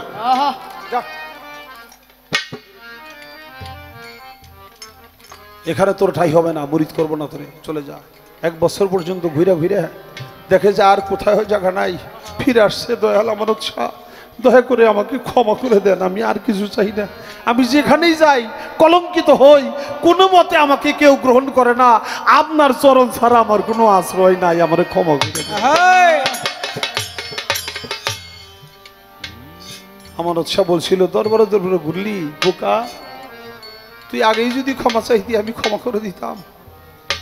তো তুই এতদিন পরে ঘুরে ঘুরে আইসা তারপরে যখন ক্ষমা চাস, আমি তোরও ক্ষমা করব। আমার যে পদ্ধতি সেটা মনে হয় সেটা মানবি যে হ্যাঁ, কর্ণফুলী নদীতে ঝাঁপ দে, ডুব দে, ডুব দিয়ে যেখানে যে উঠবি সেখানেই থাকবি, আমি তোর ক্ষমা করে দিলাম। যা ডুব দিছে কর্ণফুলী নদীতে 350 মাইল দূরে এসে আজিমপুর, ওইটা বইছে, ক্ষমা পাইছে, সেখানেই তার মাজার এখন বর্তমান হয়ে গেছে। গুরুর কোনো পরীক্ষায় কেউ পড়ার চেষ্টা করেন না। গুরুর ভাব দুইটা, একটা জালালি আর একটা হলো জামালি। জামালি অবস্থায় যখন থাকে তখন ভক্তরা কত রকমের ভক্তলে হাসি ঠাট্টা করে আনন্দে ফুর্তিতে সময় কেটে যায়। যখন জালালি ভাবের উদয় হয় চক্ষু দুটি লাল হয়ে যায়, চোখে যেমন আগুন ঝরছে, তখন গুরুর পায়ের দিকে ভক্তের চেয়ে থাকা কর্তব্য, গুরুর চোখ রাখা ওই সময়টুকুর জন্য উচিত হবে না, উচিত হয় না। বাবা, গুরু যদি বিদায় করেও দেয়, কুকুরের স্বভাব যদি কোনো ভক্তের ভিতরে থাকে তাহলে সেটা সত্যিকারের সে ভক্ত। কুকুরের স্বভাব যার ভিতরে নাই সে ব্যক্তি ভক্ত হইতে পারে না। আপনার পোষা কুকুর রে, কুত্তা রে বাড়ি দিছেন, ব্যথা পাইছেন, কেমন করে যে আর এক জায়গায় বসে রয়েছে, আবার সে টালোমালো চোখ করে বসে রয়েছে, আবার গেলে মার এটা কি, আর দূরের থেকে তাকায় থাকে আমার মালিক, আমার প্রভু, আমার ডাকে ডাকি। আবার যখন তাকে ডাকে, আতু আয় এখানে আয়, কুকুরটা দৌড়ে যায়, তার মনিবের শরীরে গা ঘেসে, লেজ ঘষে, পাও দিয়ে হাত সে দিয়া জড়ায় ধরে, জিব্বা দিয়ে ছাটে আর কয়, মালিক রে তুই যদি তারে দেশ আমি যাবো কোথায়, আমার তো যাওয়ার কোনো জায়গা নাই। এটাই হলো ভক্তের স্বভাব। কুকুরের ওই স্বভাবটা ভক্ত হইতে চাইলে লাগে। আপনারা জানেন নিজামুদ্দিন আউলিয়া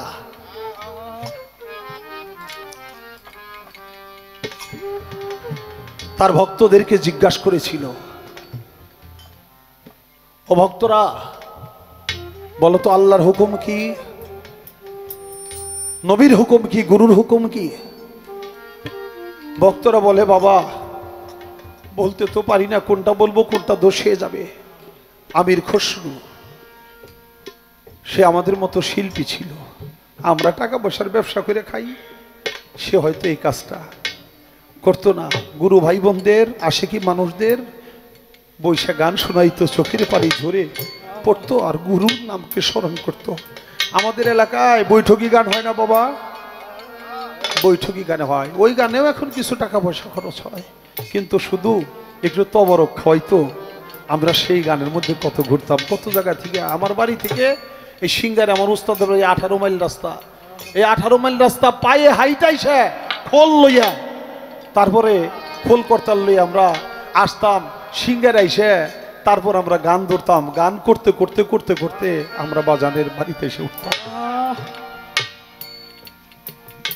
ওই গানে কোনো টাকা পয়সার বিনিময় ছিল না। আমির খসরু গান করত, নিজামুদ্দিন আউলিয়া গান শুনত, ভক্ত সঙ্গ করত, গুরু সঙ্গ করত, তরিকার ভাই বোনদের সাথে সঙ্গ করত। সে যে গান করে সে তো বাকপুটো থাকে। বলে, দয়াল আমি বলবো? কয় হ্যাঁ বলো। কয় আল্লাহর হুকুম ফরজ।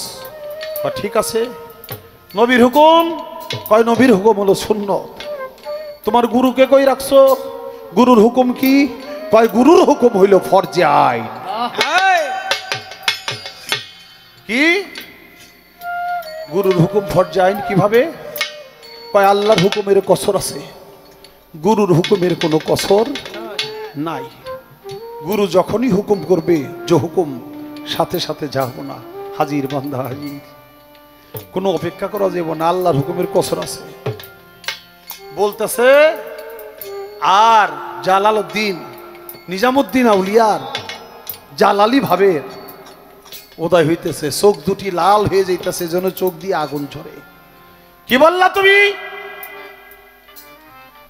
কবা জান আল্লাহর হুকুমের কসর আছে বলতে সূর্যোদয়ের আগে ফজরের নামাজ পড়তে হবে। যদি ঘুম থেকে উঠতে যেয়ে বেলা উঠে গেছে, এটার পাই নাই, কোনো কাজের ব্যস্ততায় পড়তে পারি নাই, ওটা আবার পরে পড়ে নেওয়া যাইব, এটার নাম হইল কসর। গুরুর হুকুম যখন হুকুম করবে তখনই ওটা আদায় করতে হবে, একটু বিলম্ব করলে কোনো কাজ হবে না। আল্লাহর হুকুম দেরি করেও পালন করা যায়, গুরুর হুকুম লগে লগে। গুরু যদি বলে এক গ্লাস পানি দে, পিপাসা লাগছে, আধা ঘন্টা পরে দিলে চলবো? এই চুলকাইতেছে রে, একটু খামচি দে, চুলকাই দে, বাজান একটু অপেক্ষা করেন 10 মিনিট পরে চুলকাই, কাজ চলবে? এটা হলো নগদ। গুরুর হুকুম হইল যখন যে হুকুম করবে সাথে সাথে সেটা পালন করতে হবে, তার কোনো কসর নাই। বলছে ভক্ত, বলার সাথে সাথে নিজামুদ্দিন আউলিয়া জালালি ভাব উদয় হয়ে গেছে। বলে কয় কি, নবীর সে আল্লাহর সে গুরুকে বড় চোখে দেখতেছে, ওরে যদি আমাদের দলে রাখি তাহলে তো আমরা সবাই জাহান্নামী হয়ে যাব। ওরে দরবার থেকে বাড়ি কর, এক্ষুনি দরবার ত্যাগ করা। দরবার থেকে বাইরে হয়ে যাও, তোমাকে যেন আর কোনো সময় না দেখি। বলার সাথে সাথে আমির খসরু ফাউ দুইটা জড়াই ধরছে। বাজার, আমার যত বড় কষ্ট দেন আমি সব কষ্টগুলি বাইরে নিব, কিন্তু আমি আপনার কাছে থাকতে পারবো না, আসতে পারবো না। এত বড় শাস্তি আমার আপনি দিয়েন না। বলে গুরুর হুকুম, ফরজে আইন, এখন দরবারের বাইরে যাও, আর যেন তোমাকে না দেখি। আমির খসরুকে গুরু ভাইয়েরা, গুরুর হুকুম পালন করতে হবে, গুরু ভাইয়েরা ধরে দরবারের বাইরে নিয়ে গেছে, বুঝাই বলছে, ভাইরে তুই এমন কথা বললি, তোর কথাটা তো সত্য, বাজান জানি কেমন হয়ে গেল, বাজানের জালালি ভাবের উদয় হয়ে গেল, বাজান তো এখন এই কাজ করলো, চলে যা বাজান, যখন শান্ত হয় তখন তুই আসিস। বাজানের সামনে 2-4 দিনে আসিস না। বাড়িতে গেছে, বাড়িতে যেয়ে ঘরের দরজা বন্ধ করে দিয়ে বসে বসে চোখের পানি ছেড়ে কাঁদছে। বাজান রে, যে গুরু তার ভক্তকে আর দেখতে চায় না, এমন পুরা মুখ পৃথিবীর আর কোনো মানুষকে দেখানোর যোগ্যতা আমার নাই। ঘরে বসে বসে কাঁদছে। 1 দিন 2 দিন 3 দিন চলে যায়। নিজামুদ্দিন আউলিয়াও পাগল হয়ে গেছে, কি করলাম, এমন বাক্য একবার বলে ফেললাম, আমার তো ভালো লাগে না, ছটপট ছটপট করছে, কোনো জায়গায় কোনো শান্তি পায় না। অবশেষে ভক্তরা একটা কাওয়াল নিয়ে ঠিক করে দিছে, বাজান 2-4টা গান শুনলে হয়তো ভালো লাগবে। গানে তার এশক আরো বাইরে গেছে, জামা কাপড়, টাকা পয়সা, আংটি ঘড়ি যা ছিল সব দিয়ে দিছে, কাওয়ালের গান তো বন্ধ হয় না। অবশেষ পায়ের খরম জোড়াও দিয়ে দিছে। কাওয়াল খরম পাওয়ার পরে গান বন্ধ করছে। জীবনে এত বড় উপহার পাই নাই। নিজামুদ্দিন আউলিয়ার পায়ের খরম আমার ভাগ্যে জুটলো। খরম নিয়ে হারমুড়িটা বাইন্ধে তারপরে যখন যায়, আর ওই যে আমির খসরু, সে যে ঘরে বসা, হঠাৎ করে তার মুর্শিদের শরীরের যে গ্রাণ, এই গ্রাণটা তার নাকে আসছে। আর এই গ্রাণটা কইছে গেল, এটা তো আমার বাজানের শরীরের গ্রাণ রে। আমার বাজার দরবার থেকে আমাকে তারাই দিয়া মনে হয় আমার দয়াল আমারে দেখার জন্য আসতেছে রে। ঘর থেকে বাহির হয়েছে, বাহির হইয়া রাস্তায় যায় দেখে না তার মুর্শিদ নাই। কে রে? তাহলে মুর্শিদের শরীরের গ্রাণ আসে কোথেকে? যেই নাকি কাওয়াল আসছে, দৌড়ে গেছে, কাওয়াল ভাই তুমি কি আমার বাজারের দরবারে গেছিলা? যে হ্যাঁ, আমার বাজার কেমন আছে, বাজারের গান শুনাইছো? শুনাইছি, এই জন্য তো তোমার শরীর থেকে আমার মুর্শিদের শরীরের গ্রাণ আসে। বাজান কি দিছে? কয় অনেক কিছু। এমন পুরস্কার জীবনে আর পাই নাই। অবশেষ কি পুরস্কার? যে নিজামুদ্দিন আউলিয়ার পায়ের খরম থাবা দেয়া, পাও 2টা জড়াই ধরছে। কাওয়াল ভাই, ঘড়ি, আংটি, টাকা পয়সা সবকিছু তোর, শুধু আমার মুর্শিদের পায়ের খরম জোর আমার দিবি। কই কেন? কই খরম জোড়া নিয়ে আমি আমার মুর্শিদের সামনে যাব, গুরুর হুকুম অমান্য করে আমি বলবো বাজান তোমার পায়ের খরম জোড়া দেওয়ার জন্য তোমার কাছে আসছি। বলে এই খরমের অনেক মূল্য, তুমি তো এই মূল্য দিতে পারবে না। আমি গরিব মানুষ, কি করে দিব? আমার 7 শতাংশের ভিটামাটি আছে, আমি তোমার নামে দলিল করে দিব, আমি গাছতলায় বসবাস করব, তবু আমার মুর্শিদের পায়ের খরম জোড়া দাও। বলে খরমজোড়া লইয়া রওনা করছে। আর আকাশে প্রচন্ড ঝড় শুরু হয়েছে। নিজামুদ্দিন আউলিয়া তো অন্তর্যামী, বলছে দরজাগুলো জানালাগুলি বন্ধ করে দাও, দরবারের দরজা জানালা কোনো কিছু জানি খোলা না থাকে। দরজা জানালাগুলো বন্ধ করে দিছে, চতুর্দিকে ঘুইরা দরবারে যাইতে পারে না। অবশেষ দেখে বাড়ির ভিতর থেকে একটা ড্রেন আসছে, ওই ড্রেনের ভিতর দিয়া মাথা ঢুকাই দিছে। আমি ময়লার ভিতর দিয়ে যাইয়াও আমার মুর্শিদের সাথে দেখা করি, অন্তত একটা রাস্তা তো আমার গুরু রাখছে, সেই রাস্তায় যাব। কদ্দূর গেছে আর বেরিতে পারে না, পানিও পাস হয় না, সামনেও যাইতে পারে না, পিছেও আসে না।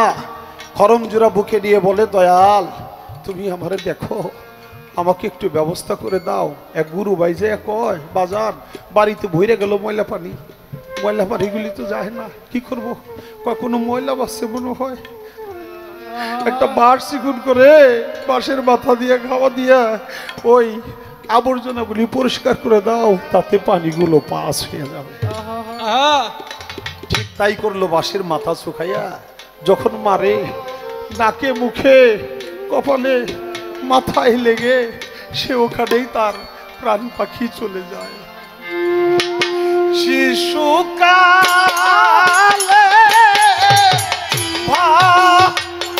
আলো বাসারে, শিশুকালে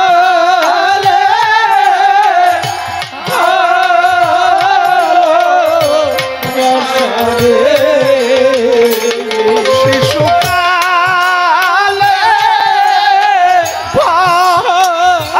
আলো বাসারে, টিপুষা বাবা কেমনে ভুইলা রইলা রে গনিকা, কেমনে ভুইলা রইলা রে বাবা কেমনে ভুইলা রইলা রে, আইরে প্রেম কই রাখি সালা রে হই।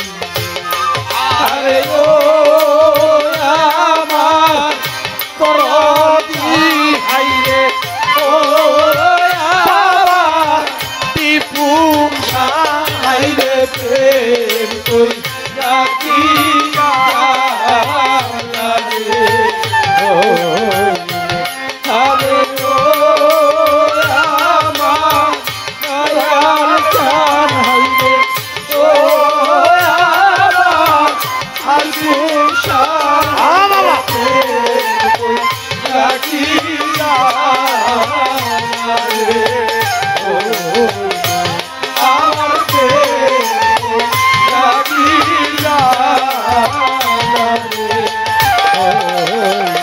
নাইরে মাতা আইকা পিতা রে, নাইকা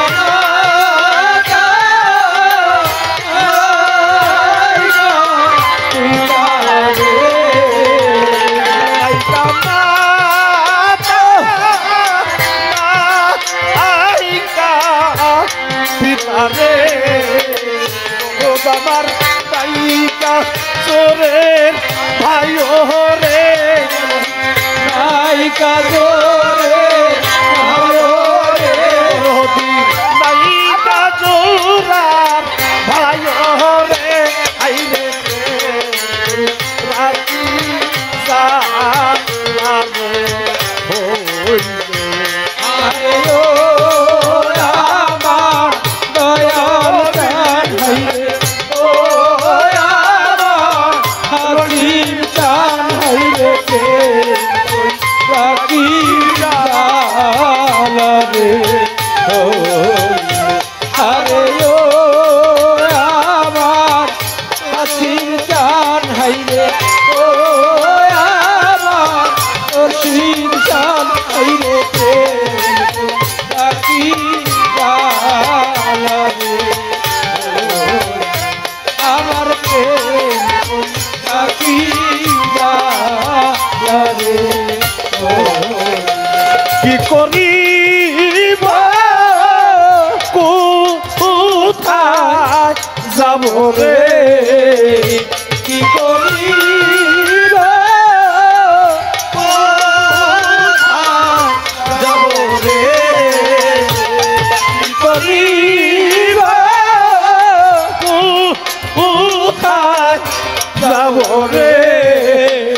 মুসা বাবা কার ছায়াই যা রাব রে নবী কার ছায়ায় যাব রে বাবা কার ছায়াই যা রাব রে হাইরে প্রেম কই রাখি জালা রে ও আরে ও আমার আসিম জান হাইরে ও আমার রোজিম জান হাইরে প্রেম কই রাখি জালা রে আমার প্রেম কই রাখি জালা রে ও ঘাটে কান্দাও পথে কান্দাও রে ঘাটে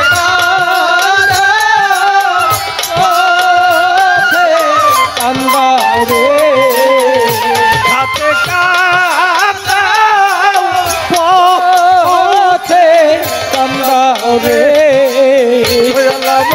কান্দাও পিলো রাইতো রে বাগানামাই কান্দাও দিলো রাইতো রে কান্দাও পিলো রাইতো রে হাইরে প্রেম কই রাখি জালা রে ও আরে ও আমার দয়াল চান হাইরে ও আমার রহিম চান হাইরে প্রেম কই রাখি জালা রে ও আমার প্রেম কই রাখি জালা রে ও দলিলুতি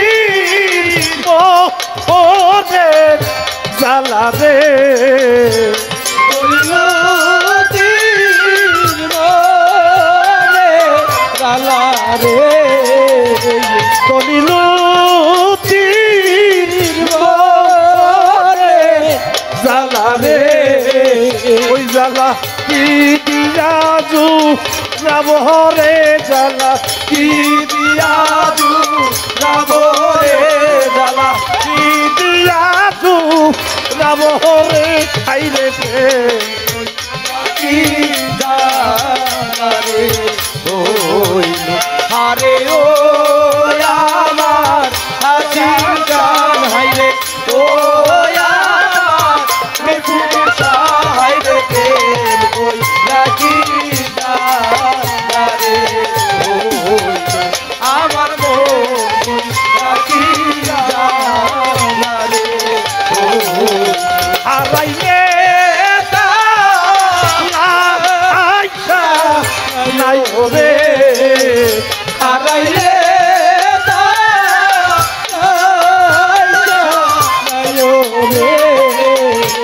হারাইলে আইসা নাইও রে মইলে নাই কার তুই আহারে বাবানি মইলে নাই কার তুইয়ারে বলিসা বাবা মইলে নাই কান তুই আহারে খাইরে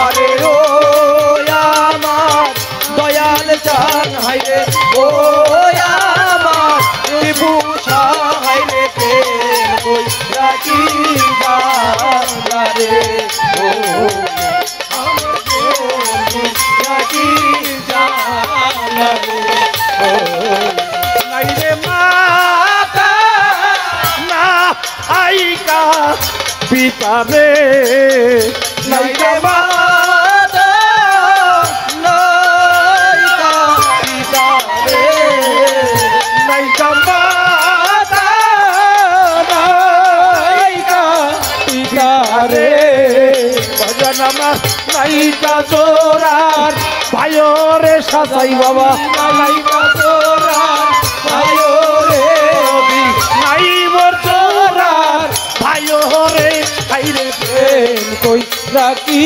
জালা রে ও হারে ও আমার দয়াল চান হাইরে ও আমার মধুর শাহ হাইরে প্রেম কই রাখি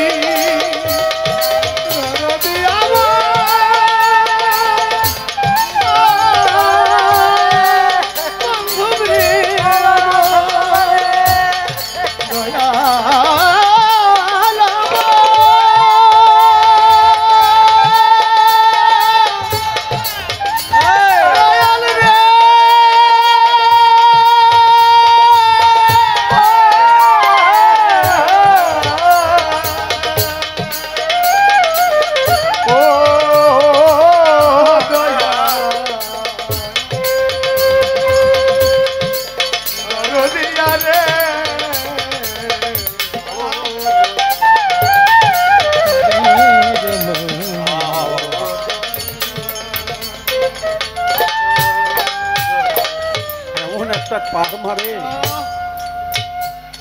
গুরুর খরম জোড়া বুকেই রাখছে, খরমটা ছাড়ে নাই।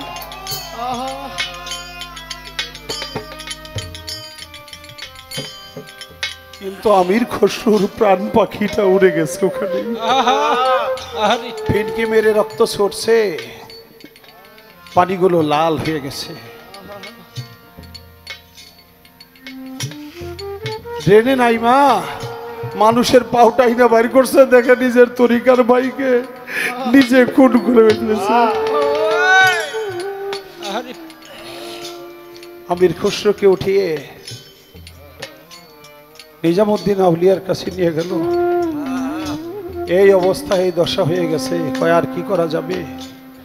না করছিলাম ওজন আর কোনদিন দরবারে আসে।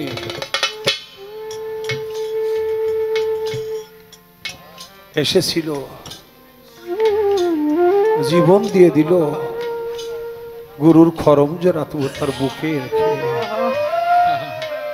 গোসল দিয়েছে, দাফন করবে। কবরে যখন নামাইছে, গুরু ভাইরে চায় দেখে এই কবরের মধ্যে আমির খসরু নাই, কবরের মধ্যে নিজামুদ্দিন আউলিয়া নিজেই শুয়ে দিয়েছে।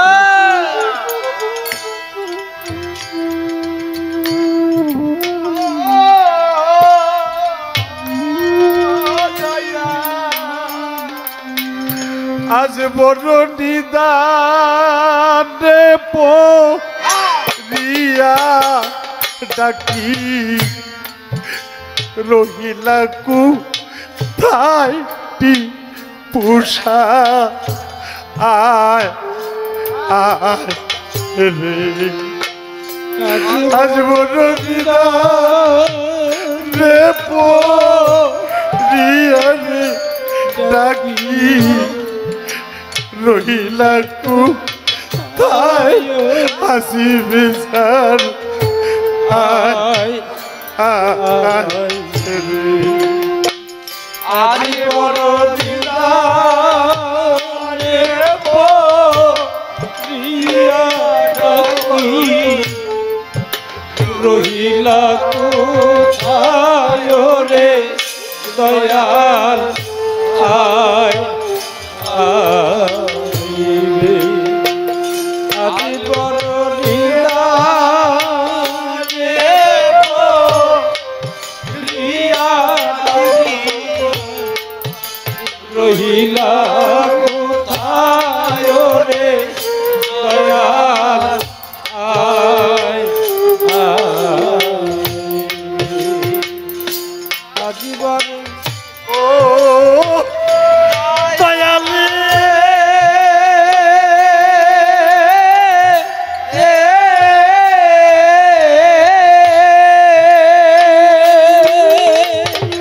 তোমার নৌকা তুমি রে তুমি করলো ধারে টিপুষা, তুমি করো ভার। ও দয়াল রে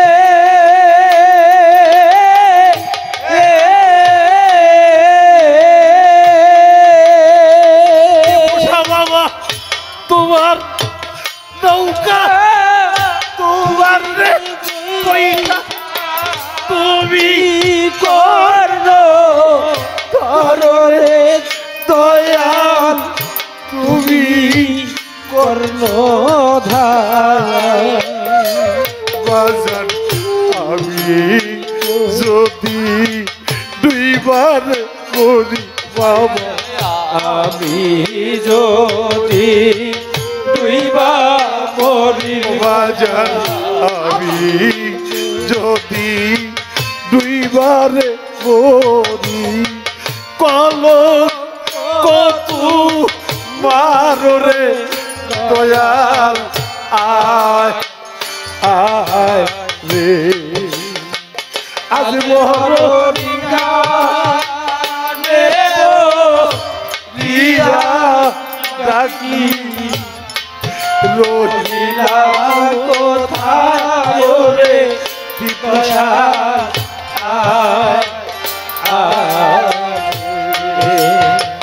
আজ বড় বিমানে জিয়া রাখি রহিলা কোথায় রে দয়া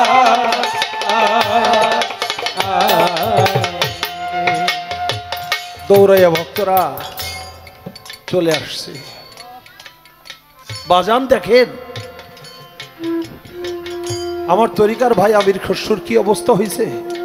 আমির খসরুর তো না, একবার আইসা দেখেন নিজামুদ্দিন আউলিয়া তো ভক্তের বেদনায় চিত হয়ে শুয়ে রয়েছে, নাকে মুখে কাপড় দিয়া চাদর দিয়া ভাইকে ডাকে শোনে না, মুখের কাপড় সরাইছে, চোখ মিলে তাকায় না, দেখে নিঃশ্বাস চলে গেছে।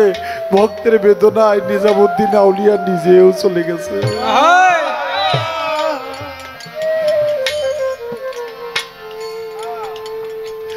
ও দয়াল রে,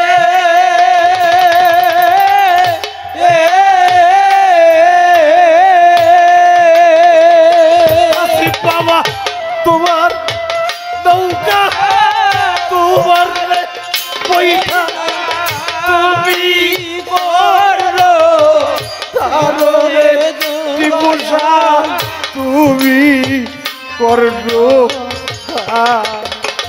ওরে বাবা আমি যদি দুইবার মরি দয়াল, আমি যদি দুইবার রশিদ বাবা আমি যদি দুইবার মরি আজকে পালো কত মারো রে হাসিফ সান রে আজ রিয়া ডাকি রহিলা কোথায় রে দয়াল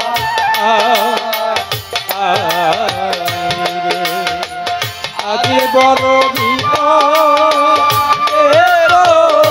বিয়া ডাকি বন্ধ রহিলা কোথায় রে দয়াল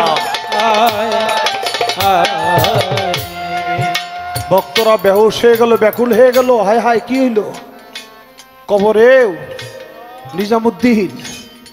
আর ঘরে এসে দেখি নিজামুদ্দিন বাবা আমাদের মুর্শিদ কেবলাও চলে গেছে। ঘর থেকে বাহির করছে গুরু শিষ্য দুইজনে একসাথে। বালিশের নিচে দেখে একটা চিরকুট, নিজামুদ্দিন আউলিয়া বাবাজান লিখে গেছে, ওরে ভক্তরা তোরা যদি কেউ আমার রওজা জিয়ারত করতে আসিস তাহলে সরাসরি আমার রওজা জিয়ারত করলে আমি তার জিয়ারত কবুল করব না।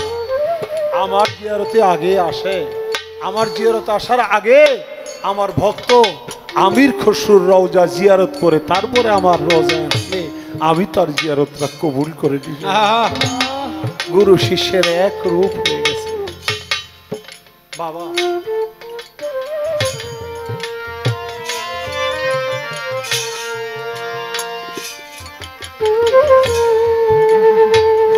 নিজামুদ্দিন আউলিয়া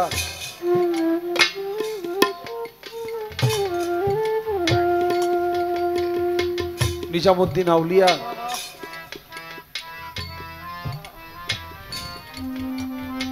দিল্লিতে তার মাজার শরীফ। নিজামুদ্দিন আউলিয়ার পায়ের কাছেই আমির খসরুর মাজার। আগে জিয়ারত করে ভক্তের মাজার, পরে জিয়ারত করে গুরুর মাজার। গুরু শিষ্যের এমনই খেলা, তেমনি আজকের খেলা। দয়াল গণিশা বাবা তিনি কিন্তু পানিতে ডুব দিয়া তারপরে কোথায় গেছে আজ পর্যন্ত জানে না। সেই গণিশা বাবার একান্ত রুহানি সন্তান আজকে যার নাম ওরস সেই টিপুসা বাবা। তার হালও দেখেন, সেও একই অবস্থায়। সেই এখানে টিপুসা বাবা, ওইখানে গণিশা বাবা। তো বাজান আমি আর কিছু বলবো না, অনেক বেশি কথা বলে ফেললাম। আমি আমার ভক্তের কাছে একটা কথা আমি একটু জানতে পারি তো নাকি বাবা? আমি তো ভক্ত তো আজকে পালা দিছেন, কালকে যদি আবার শালম সরকারের গুরু দেয়, আমার শিষ্যর দেয়, আমার কিন্তু তাই গাইতিব, তাই না? তা একটা ওজন তো আছে, সমানে সমান। তাই সে তো গুরু পর্যায়েরই লোক, শালম সরকার আজকে পালা দিছে শিষ্য, তাই হইল শিষ্য। তাই আমি একটা কথা জানতে চাই, নবীর কথা যেখানে পেঁচ দিয়ে বলছিল আমাকে যে মুরিদি হয় নাই, হে আবার মুরিদ করে কেমনে? খেলাফত তো দূরের কথা, নবী 40 বছরে মুরিদ করলো, আর মুরিদ হইল যে 52 বছরে মেরাজে যে। আমি খালি জানতে চাই, এমন একজন ভক্ত ছিল যে মুরিদ হওয়ার আগে তার গুরুর খেলাফত দিয়া তারপরে তার কাছে মুরিদ দিয়েছে। মুরিদ হয় নাই, সে মুরিদ হইতে গেছে পীরের কাছে, পীরে কয় না আমি তোমার মুরিদ করতে পারবো না। কয় আমি কি বেমুরিদ থাকবো? কয় না তোমার আমি মুরিদ করতে পারবো না। অবশেষে ভক্তে তারা খিলাফত দেয়, খিলাফত দিয়া তার কাছে আবার তিনি মুরিদ হয়। আমি জানতে চাই ঘটনাটা কি, তারা কারা? অনেকক্ষণ গান হয়ে গেছে, আর কোনো গান আমি এখনো গাইব না।